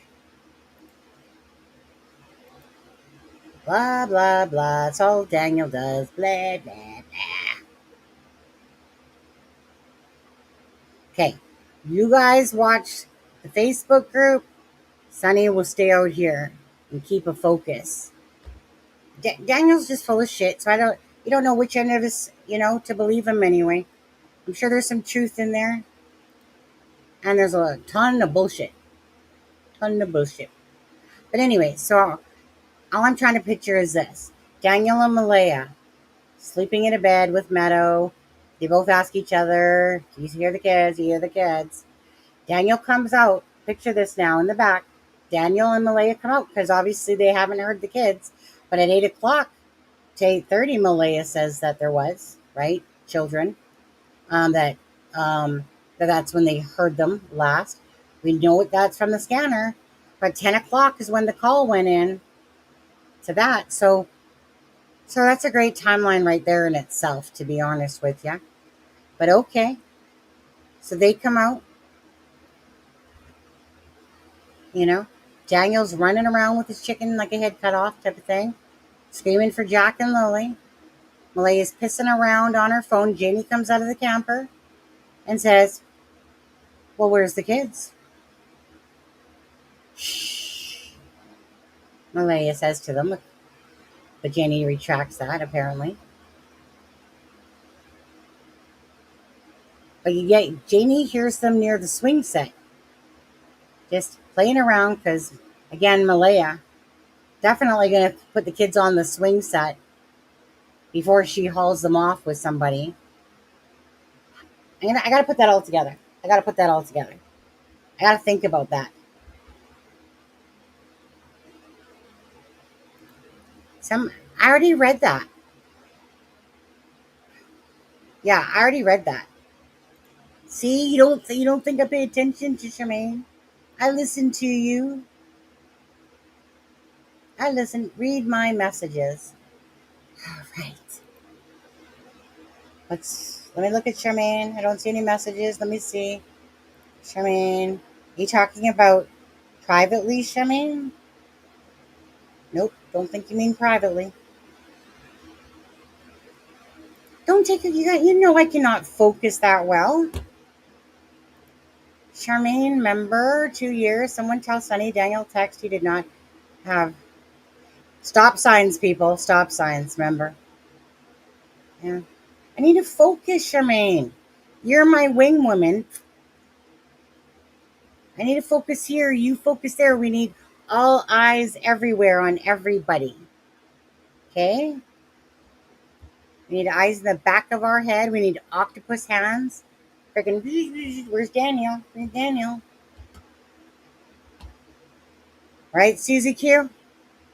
I love you, Susie Q. Yep. Yep, I do.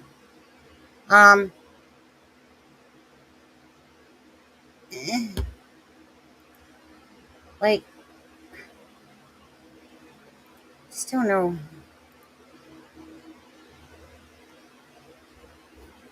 Okay, 1 second. I'll just take a little look.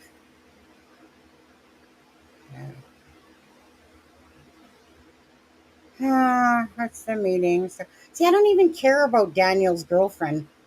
For all, if he has one, if he doesn't, I literally don't care. Wait, Danielle, change visit locations. Someone's spying on you.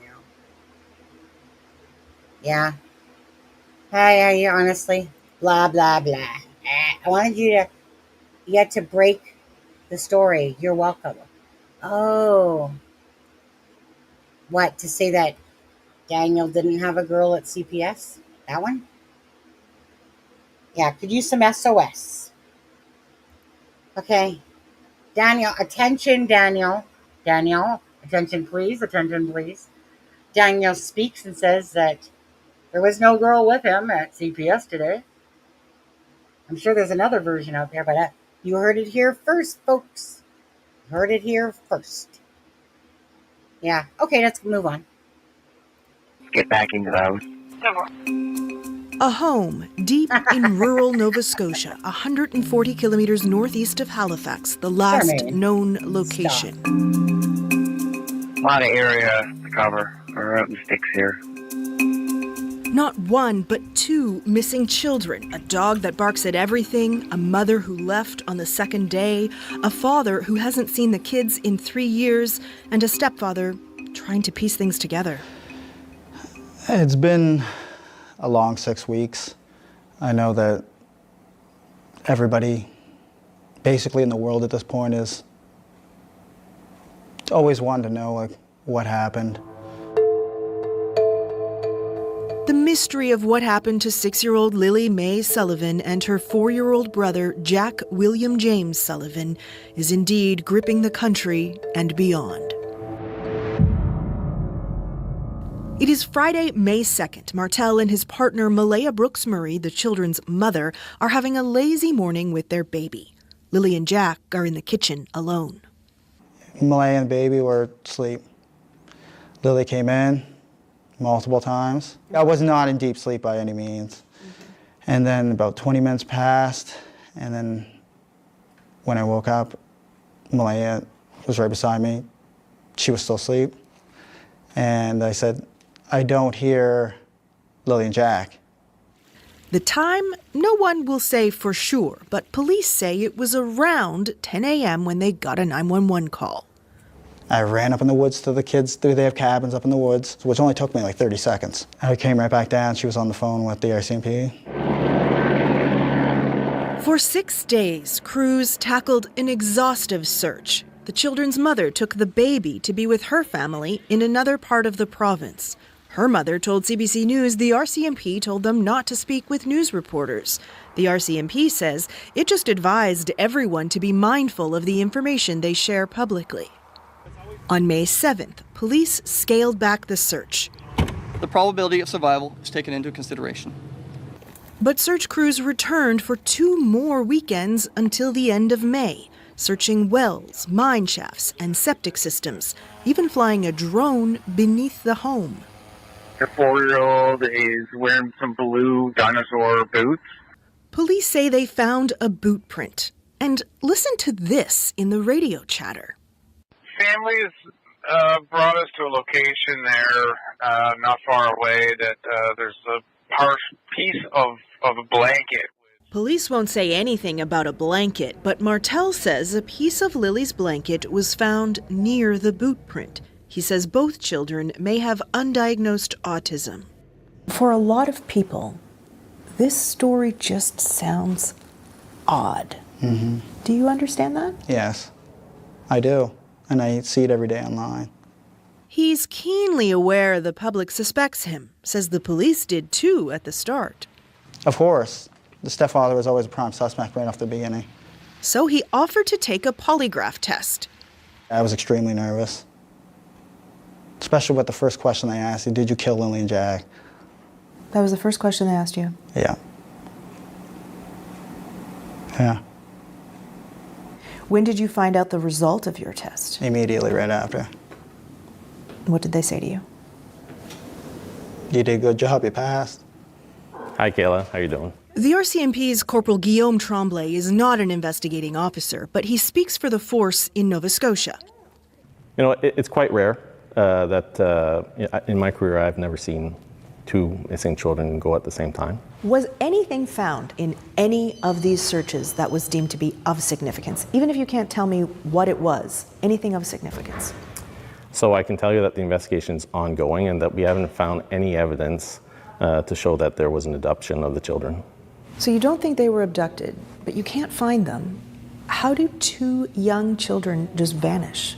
That's a great question, Kayla, and we are asking for the public for tips and information. He says the force has received close to 500 tips, some that have taken them elsewhere in the country. But the only confirmed sighting of Jack and Lily was the day before they disappeared in Nova Scotia.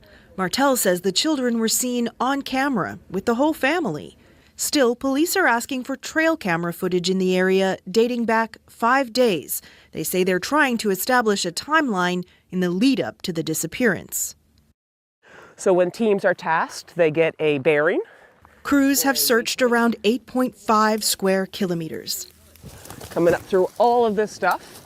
Amy Hansen has been the search manager for most of that. She's taking us into the woods to show us what her team has been dealing with. The vast majority of it was probably from Fiona. Downed trees from post-tropical storm Fiona 3 years ago. This is actually fairly mild compared to some of the areas.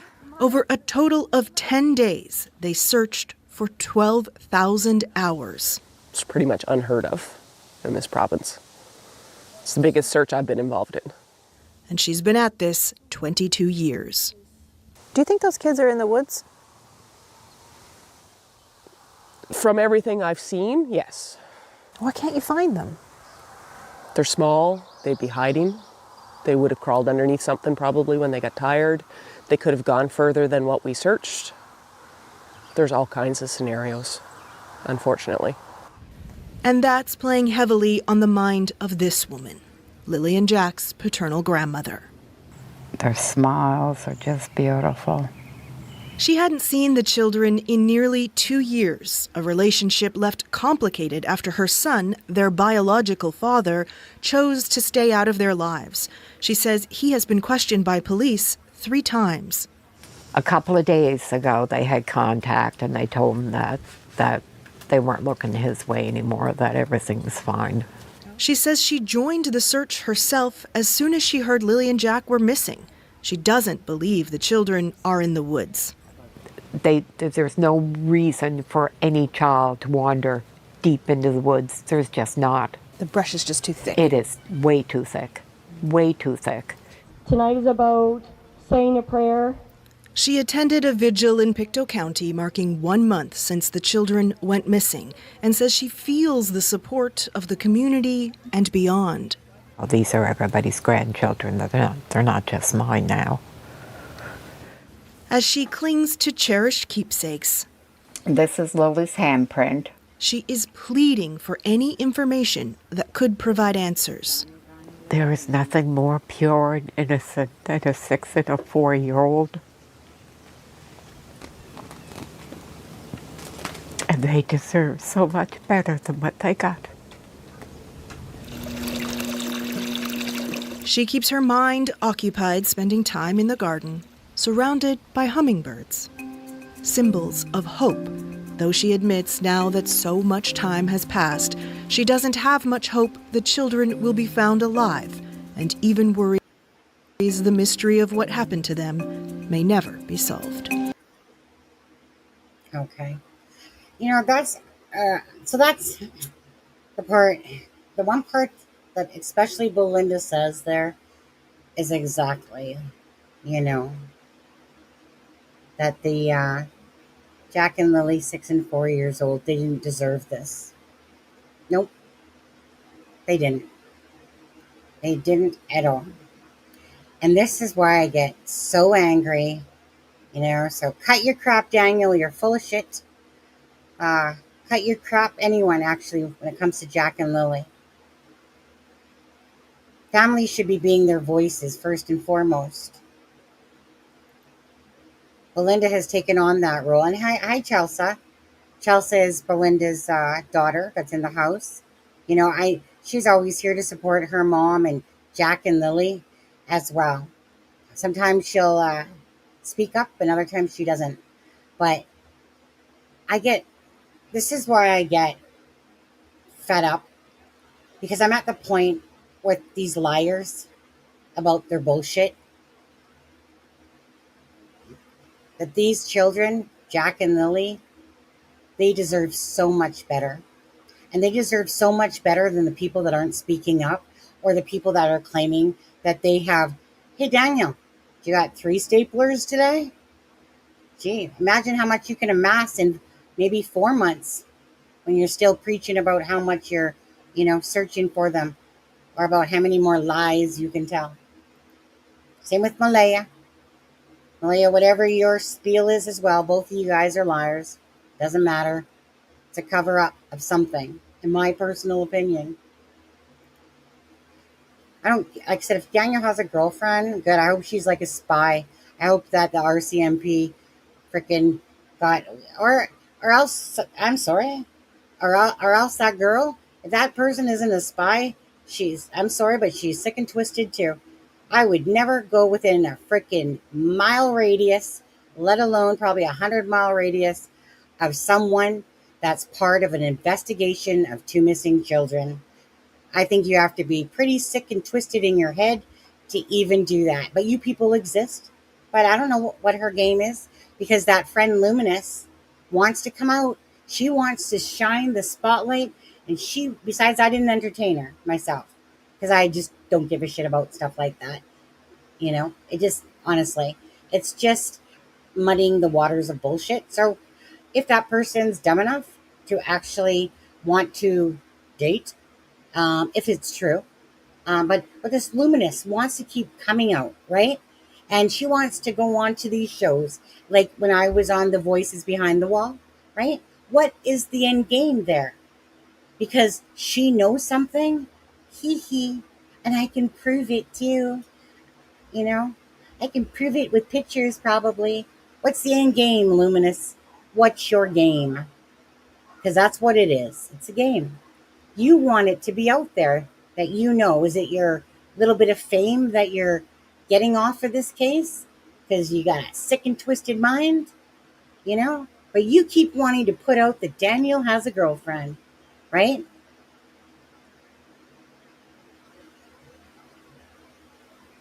I can't even explain that type of mentality. So again, unless this person, hi Chelsea, unless this person, like, oh, I see this is myself. I mean, chances are this is probably not some fucking mole that's infiltrating Daniel's life. It could be, apparently she's from Saskatchewan on some reserve. Who knows? You know what? It's hard enough keeping up with Daniel's lies, okay? Than sitting here worrying about some Luminous chick that's trying to put out information about Daniel's girlfriend. Again, Daniel's life, if he wants to look, like a bigger douche than he already does, so be it. Let him. It's his life. He can look like it all he wants. And if it's, like I said, if it's a sane person, any sane person wouldn't touch Malaya or Daniel during the case of a missing persons investigation of 2 children. Doesn't take frickin' 1 + 1 or some rocks to figure that one out. Sorry, just a truthologist, just calling it like I see it. So I don't care. I don't care who Luminous is, to be honest with you. Other channels might. I wouldn't put it past the Rcmp. It would be a very smart move. Well, it would. Well, I mean, it would. But Daniel believes that the Rcmp are his friends, that they don't believe he had anything to do that he doesn't have anything to do about it. It's cray-cray. Like, you have to have no marbles in your brains to literally think that the crime unit, right, Jordan? You're Daniel's friend, aren't you, Jordan? Come on. Come on, Jordan from the crime unit. Come out and talk to us. Tell us how you really feel about your best friend, your best buddy there, Daniel. Anyway, I feel like that's just like, well, whatever. I mean, if he wants to live in the land of make-believe and believe that, Jordan is, there you go, Daniel. They're going to feed you whatever bullshit that you want to hear because that's their game. Their game is smarter than you on any given day.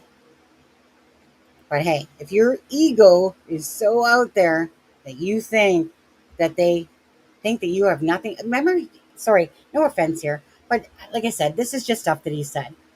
On that polygraph interview, well, the lady asks him, well, what makes you think, that say that whatever it was, the detectives don't think, that you have anything to do with it or whatever. Well, because they haven't talked to me as much lately. So that must mean I'm in the clear. Must mean I'm in the clear then. Really. Or maybe they're doing their job. But Janie said that they hadn't talked to them in weeks, 3 weeks. Then all of a sudden it became Daniel saying, I pretty much talk to them 3 days a week again now. Yeah. Like, it's just the dumb fuckery of all that, to be honest with you. But okay. Daniel's girlfriend is probably a catfish. I don't even, honestly, it's such a joke to even, it's such a joke, honestly. I'm pretty sure if 2 children that call me dad are missing, I'm looking for, what? I just need that support of somebody else. Malaya, I tried to reach out to you through interviews, Malaya. I tried to meet you at that waterfall again, but you wouldn't take the hook, line, and sinker. Hey, but maybe this new person will. Maybe Daniel's saying, look, I'm going to be this Daniel, but can you still meet me at the waterfall? It's just ridiculous. I might be being sarcastic about it, but I'm sarcastically truthful about it. It's just ridiculous is ridiculous, okay? People not coming forward with Jack and Lily is ridiculous, that are family members. People lying during 2 minutes is ridiculous. How many times do I have to say that? 1,000? Anyways, I truly need to think about all the things that Janie said, Daniel said, Malaya said, and then there's going to be a point here that besides Daniel slipping up all day long, again, it's almost embarrassing how much he actually backtracks or tries to take away from receipts. Not going to happen on my dime, Daniel. Not on my watch. It is a friggin' joke. And it's a sad friggin' joke. It's a sad friggin' joke. I'm just going to play that little part again, actually. Okay? Let's just play that little part again. 1 month since the children went missing, and says she feels the support of the community and beyond. Well, these are everybody's grandchildren. They're not just mine now. As she clings to cherished keepsakes, this is Lily's handprint. She is pleading for any information that could provide answers. There is nothing. See? Let me go back to that for a sec. This is my thing on it all. That is actually Lily's handprint.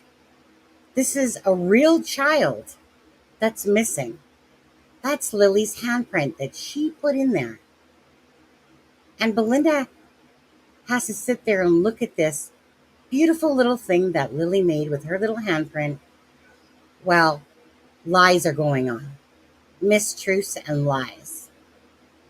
Some of the things being said, how there's things that can, like I said, Janie, when when she accidentally said 9:48 and then she went back to saying 8:48, slip ups. But I don't find that those are slip ups of purposeful. I just think sometimes we get ahead of ourselves in our thinking and we make mistakes. Yeah. But what I'm saying is, this is like what Belinda says. Information that could provide answers. There is nothing more pure and innocent than a 6 and a 4-year-old.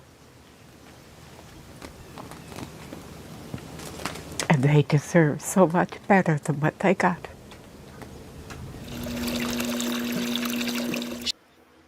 Okay, I'm just going to admire the backyard for a moment as well. This is where Belinda loves to be out, right? This is her little feng shui, yin yang, zing zang, place that she can go to. It's a beautiful garden. I love all those Christmas trees, wood things in the back there. Beautiful yard. I would love to go out there all the time, less the bugs, you know. But Jackie boy liked bugs, and Lily didn't like insects. Anyways, I'm gonna put all those pieces together and all Daniel's bullshit. And anyone that spoke and has said something different, we're just gonna compare all the bullshit. And there shouldn't be any bullshit. Because they're lying. There's no question about it. Doesn't matter. At the end of the day, it's just absolute bullshit lying about 2 kids that are missing. I'm going to call it out every time I see it. I don't give a shit about Daniel. I don't give a shit about Malaya. Janie, I give more shit about you than I do about Daniel or Malaya. Not that you care, but I do. Darren, I like you a little bit still. Even though you've been very nasty. Actually, Janie, you've been pretty nasty too. But I'll forgive you too for being McNasty. Because I'm an outsider. You don't think that, that we know you or nothing like that. Nope. But we call it how we see it, right? We call it how we see it. There's a bunch of lies going on for Jack and Lily. And your son's playing a wicked game. Why? Why is he lying? Why is he lying, Janie? I can literally put side-by-side shots of his lies.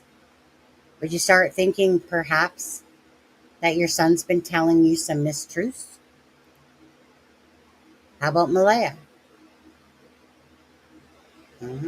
Anyways, I'm going to leave it at that because I'm going to go eat some cherries. Thank you guys for all your super stickers and chats and stuff like that. I appreciate that. Thank you so much. Thank you guys for being Jack and Lily's voice. I hope that remains and everyone stays steadfast in that. Because, again, I'm just going to take all this information and I'm going to build a nice little timeline that doesn't make sense. I'll try to make it make sense, but it doesn't make sense. This is why I personally, I get what Kent is saying. Absolutely, I do. But obviously, through their stories, the whole kids being put off in a vehicle, then that seems to mean that all of them would have some part of it then. But I don't see it that way. I know I'm like your daughter, Belinda Gray. You don't have to talk so sweetly about me like that. Chelsea, move over. Sonny's here now. Don't worry, Chelsea. I'll let you have the limelight once in a while. You can be my sidekick, Chelsea. But I think Mommy will love me more by the time that this case is over. Just saying. I heard Belinda say that. She did. She messaged me privately, Chelsea. Don't be offended now. Yeah. She says that you have enough love from her. That Sonny needs some extra love. Oh my God. Oh my God. Love you, Mom. Okay, hold on. Okay.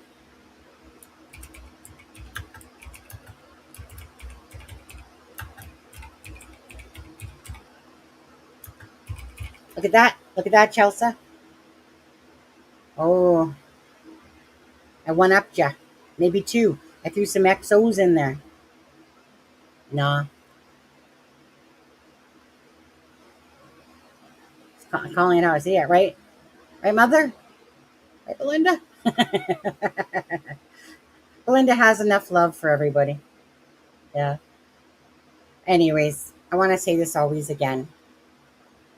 When it comes to the fundraiser, Sunny, I didn't see some XOs behind that, Belinda. Take it back and retype that again with some XOs. But the fundraiser. Hey, Chelsea, I'm not sure. How far do you live from our mummy? How far do you live from our mother? I guess my question to you is just going to be out. Are you going to chance? Are you going to be at this August 9th fundraising event as well? Psh, Rhonda, psh, take it back. Love from my daughter is the most treasured. Let me just. That's beautiful. That's beautiful. This is more beautiful. More beautiful. Love that smile, middle Miss Muffet top. But I was just curious if Chelsea was going to the 9th or not. Asking for a friend.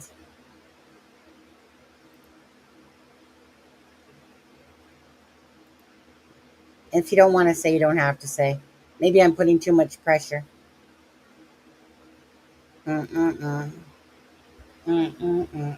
Anyway, I was just asking. I was just curious if you were or not. Not everyone can make it. I wish I could be there. I'll tell you that much.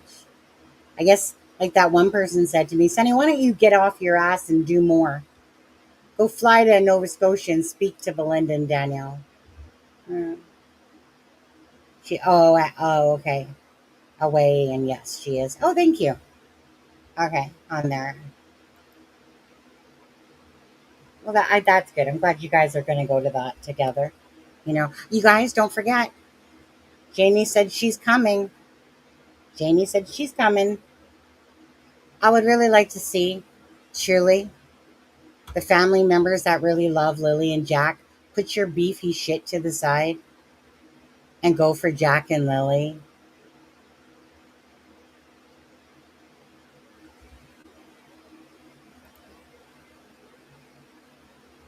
I can. Does she want a wrench like her mama?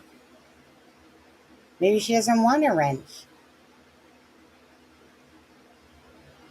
Maybe Chelsea doesn't like that kind of power.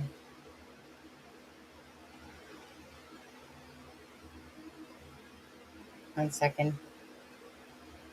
Found her. Okay. Now, it's a gold wrench there.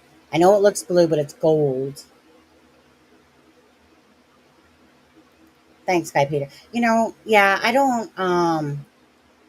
don't play games at all. I don't play games with you guys. You guys might not like what I say sometimes, and that's okay. But I don't play games. And I certainly don't play games with children. But I just don't play games. Sometimes, the feistiness in me comes out because, honestly, you put yourself in the shoes of the children. And then you have to ask yourself, why would anyone lie about 2 children missing that were underneath your watch? Why would anyone do that? Why would anyone not be fighting before 2 months and 14 days? Like, I'm sorry, Janie. I just don't buy this shit that you're shoveling about you just got some posters now. You should have been fighting for Jack and Lily, the ones that you felt were like your grandchildren, outwardly to the public since day one. Not sitting at home trying to hide, right? You treat it well. If Mark gets out of hand, Belinda or Chelsea, you know what to do. You just get my attention and he's out of here. Yeah. But that's the thing, right? Is that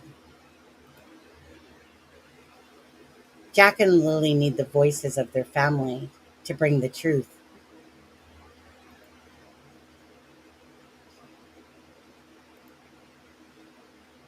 Yeah.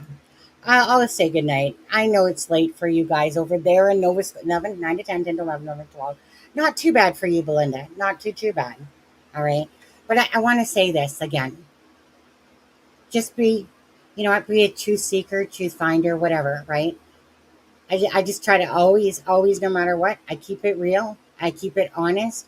I don't really care if I hurt or offend, some delicate people in the chat and stuff like that. I'm sorry, but I'm not here to live my life to the beat of your drum.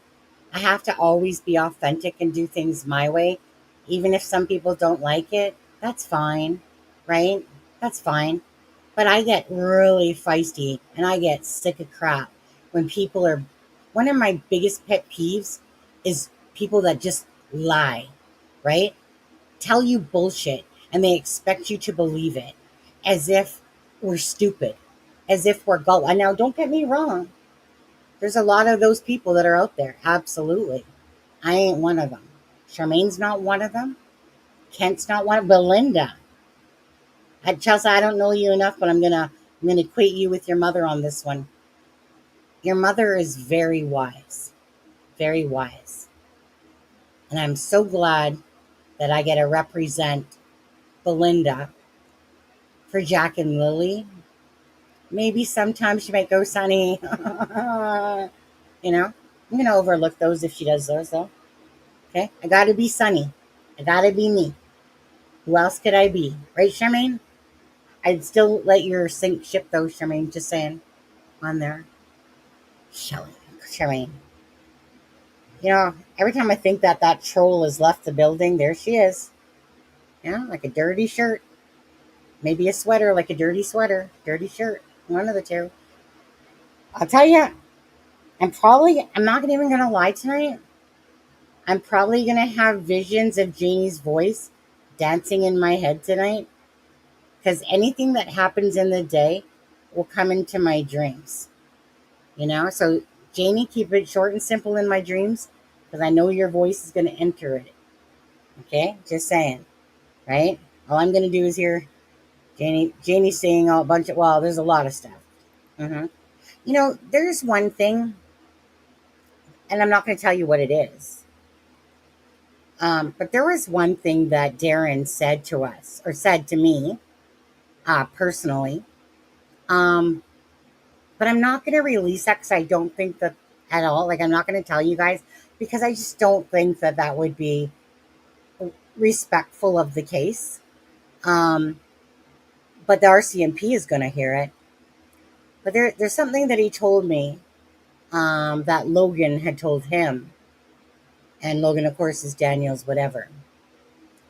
And it's something to do with the day before. About the argument that possibly ensued, hypothetically. But I just, again, figure that regardless, and I don't care if Darren shits on me and posts crap on Facebook about me. Woohoo, this ain't your rodeo, dude. This is Jack and Lily's rodeo. But Darren stirred the pot. Even if I feel like he personally went to one side instead of both sides, and keeping, that's how I feel. That's what he's projecting to me, is that he's no longer down the middle. Like when I first started talking with Darren, I feel like now he's landed his mark and he's on the Mackenzie Martell side. But who knows? He could be game playing. I don't know. He's getting McNasty with some of his comments and shit like that, or whatever. But I just hope that any of the information that ever gets sent in, because remember, whatever they say to a message, to a live, to audio, That's them saying it. That's what I care about most. I don't care about the he said, she said bullshit. Kent, you're not trying to sleep. Okay, Kent, I'm not going to call you out again. I'm not going to. Okay? Even though Kent, my husband's like, he's going like this on my back. So when I frickin' was looking uncool and frickin' went to go grab the door when I was talking to my boss, it was on my way out. Tripped over my own damn foot, flew across like frickin' the hallway into another room, hit the door, thought I was going to face plant, trust me. And then George is like, "You okay, Sonny?" "Yeah, fine, George. Fine." Freaking still got that bruise on my back. My husband's like going like this, poking at my back, going, "Where does it hurt?" And then I was like, then he touches like on this side of my back. I'm like, "Oh." Then he's like, "Oh, is that where it hurts?" "Yeah. Yeah, I can see some bruising there, on there." But anyways, sometimes you have to laugh at yourself. Right, nose picker? All right. What did Mark say? Is Mark trying to say something bright and brilliant? Is on it in my... Oh, I agree. I do agree. Absolutely. You know, I do... Okay, I do have questions. Not... You know, in cases... I mean, there's going to be fuck-ups. Absolutely. But do I think that the RCMP and any of the investigators from the crime scene unit working their asses off on this case to bring answers for Jack and Lily? Absolutely. Absolutely. Right. Right. Right. Right. Anyways, August 9th. So there's not going to be a vigil. It's going to be the support Jack and Lily. Ooh, I need to go ask my husband if I got mail. Ooh, that would be awesome if I have it by tomorrow, those bracelets. So Alexa will be on tomorrow night, you guys. Again, Alexa was a former criminal profiler for 16 years. Love Alexa, great friend of the channel. So she's going to be joining us again tomorrow, you know, and yeah, go over stuff with Alexa. I really just, it's 9:09. I have to work at 6, means I get up at, because I'm working at home. So I got to get up at like 5:30. So as long as I try to get 6 hours of sleep, I'm good. 4 hours, yeah, probably is not going to really. But I know I do need to rest tonight. So I'll probably start thinking about Jack and Lily and this whole fandango of lies, and then I'll probably be out in like 5 minutes once I ditch you guys here on there. But anyways, you guys, stay blessed. Jack and Lily's voices, okay? Voices for Jack and Lily, Jack and Lily voices, whichever you guys want, like, okay? That's what we are. That's what we're gonna do. And Daniel, I don't give a shit what you said in that private chat today. I could care less. And you heard it here first that I didn't give a shit. All right. Anyways, prayers for Jack and Lily's, everyone. Thank you, Belinda. Thank you, Alana. Thank you, Chelsea. Thank you, Mods. Thank you, everyone. Thank you, Kumbaya. You know, good night, Mary Ellen. Good night, John Boy. You guys remember that, right? Hope everyone has a good night praying for good news. Oh, right. And don't forget about the interview on Friday. Yeah. Love you all. You guys missed her typo, Belinda's typo. Love you all, especially Sunny. That's how I saw it. I don't got blinders on. Anyways, good night, guys. Jack and Lily, you deserve everything that you're not getting, to be honest with you. Besides those people that are truly out there, that are truly missing you, please come forward, be voices for Jack and Lily. Get the truth for Jack and Lily. Feel guilty, feel bad, but give out the truth. Come on, Brookside. Come on, Martell side more. Well, who's on the Martell? Justin, friend, buddy pal. How about you? And I'm not talking about Justin from Clutch and Pearls. I'm talking about Justin Martell. Earl, you got anything to say, Earl? Okay, guys, we're out of here. Charmaine, love you, girl, too. And just trying to find my outro, to be honest with you. Oh, hey. You guys want to see a couple of my paintings now that I scrolled down far enough? Anyone want to see a couple of my paintings that I did? Oh, hello. Can I make that off to the side? I guess I can't. All right. Huh. Where did I put myself? I don't think I can do it like this. Anyways, that's one of them. The color is more vibrant than what you actually see, to be honest with you. And then this is another one that I have. That's kind of like my little, Canadian living on. I like the reflection, okay? But anyways, there's a couple of my paintings that I did.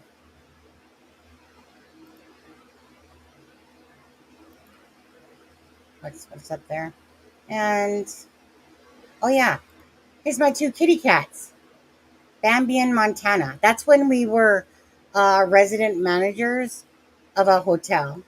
No, I don't sell my paintings. Everyone in the office, including myself, have paintings. Like I'm literally at Christmas time, people. That's Bambi's on the right. That's Psycho Bitch. Montana's on the left. That's my beautiful angel. But she loves Daddy more. And Bambi likes to piss on the bed. And she likes to be cute and innocent, but she's not. She's just psycho. Yeah, Bambi. That's what their names were when we got them. I always said if I was going to have a girl, it's going to be Montana. So when I walked into the SPCA, yeah.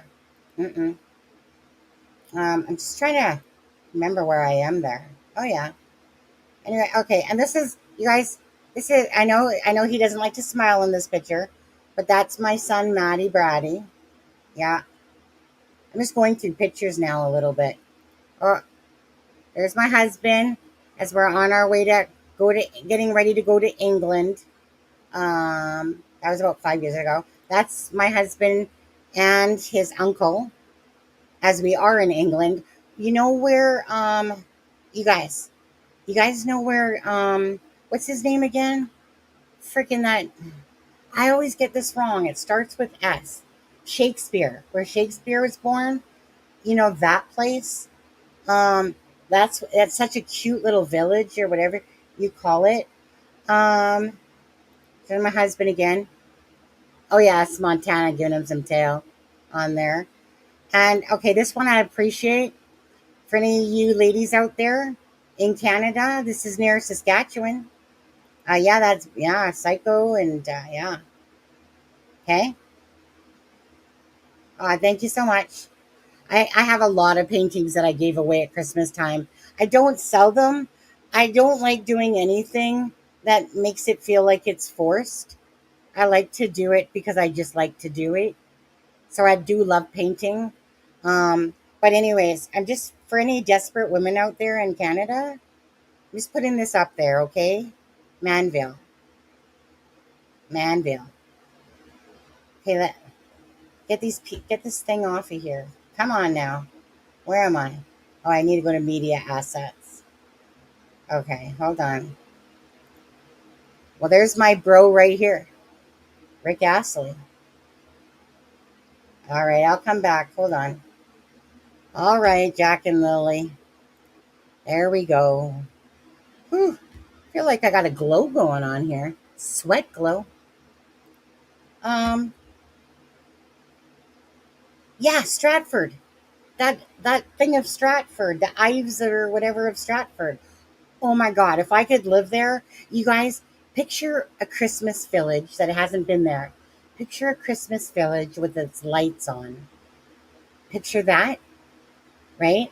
And it's just such a gorgeous, those homes that are like cottages with the white stucco and then the black or brown freaking crisscross. That's what I'm talking about. It's like a Christmas village. Sonny, do you do paintings from real pictures? My Gracie looks exactly like your gray one. No. So anyways, I don't offer paintings, you guys, at all. I only do it. I don't do it for people. I only do it when I want to do a painting. Oh, sorry. somebody at work requested I did anxiety from Step Up 2. And then somebody requested that I do cats. And I did it even though I don't like doing ones like that, but I did it for them because I just wanted to, I guess, you know. But anyways, help find Jack and Lily, guys. All right. We have a Lickman Road, and absolutely, Jess. Jess. Let's talk about Lickman Road, okay? Lickman Road. So back when I was a kid, I lived on Wolf Street. All right, Lickman Road over there, where frickin' McDonald's is in Cottonwood Mall. I'll tell you, there was nothing in between McDonald's and Cottonwood Mall. That was a frickin' 5-mile walk. If not, no, that was probably more like a 10-mile walk to get from Wolf Road to Cottonwood Mall, just so we could go to McDonald's. And Willy Woozle was in Cottonwood Mall. Okay, I can take you back, Jess. I can take you back to when the frickin' peas were across the street on Wolf Road. I went to Bernard. Yeah, and then we moved to Calgary when I was 8. Yeah, suck it. No. I wasn't 8. I was 12. 12, yeah. Thank you, Chelsea. There are some really good ones. But I took them. We have a space at work, me and Nadia, and like one room where the two of us sit in all the time. And I got the paintings. And I'm not going to lie. The paintings that George has, he has too. Those are awesome. The ones that I gave to Lauren, she has too. Lauren has the, hey, you guys haven't seen this one because I've already given it to Lauren. But there's like, so picture the snow picture with that cabin. Well, I did a train, right, coming through the snow, you know. Anyways, so it's perfect. It's matching. I love Christmas. Lauren loves Christmas, you know. But in mine and Nadia's room, where we work, there's this one painting that I did. I tell you, it gets me every time. I love nothing more than to make a reflection in the water.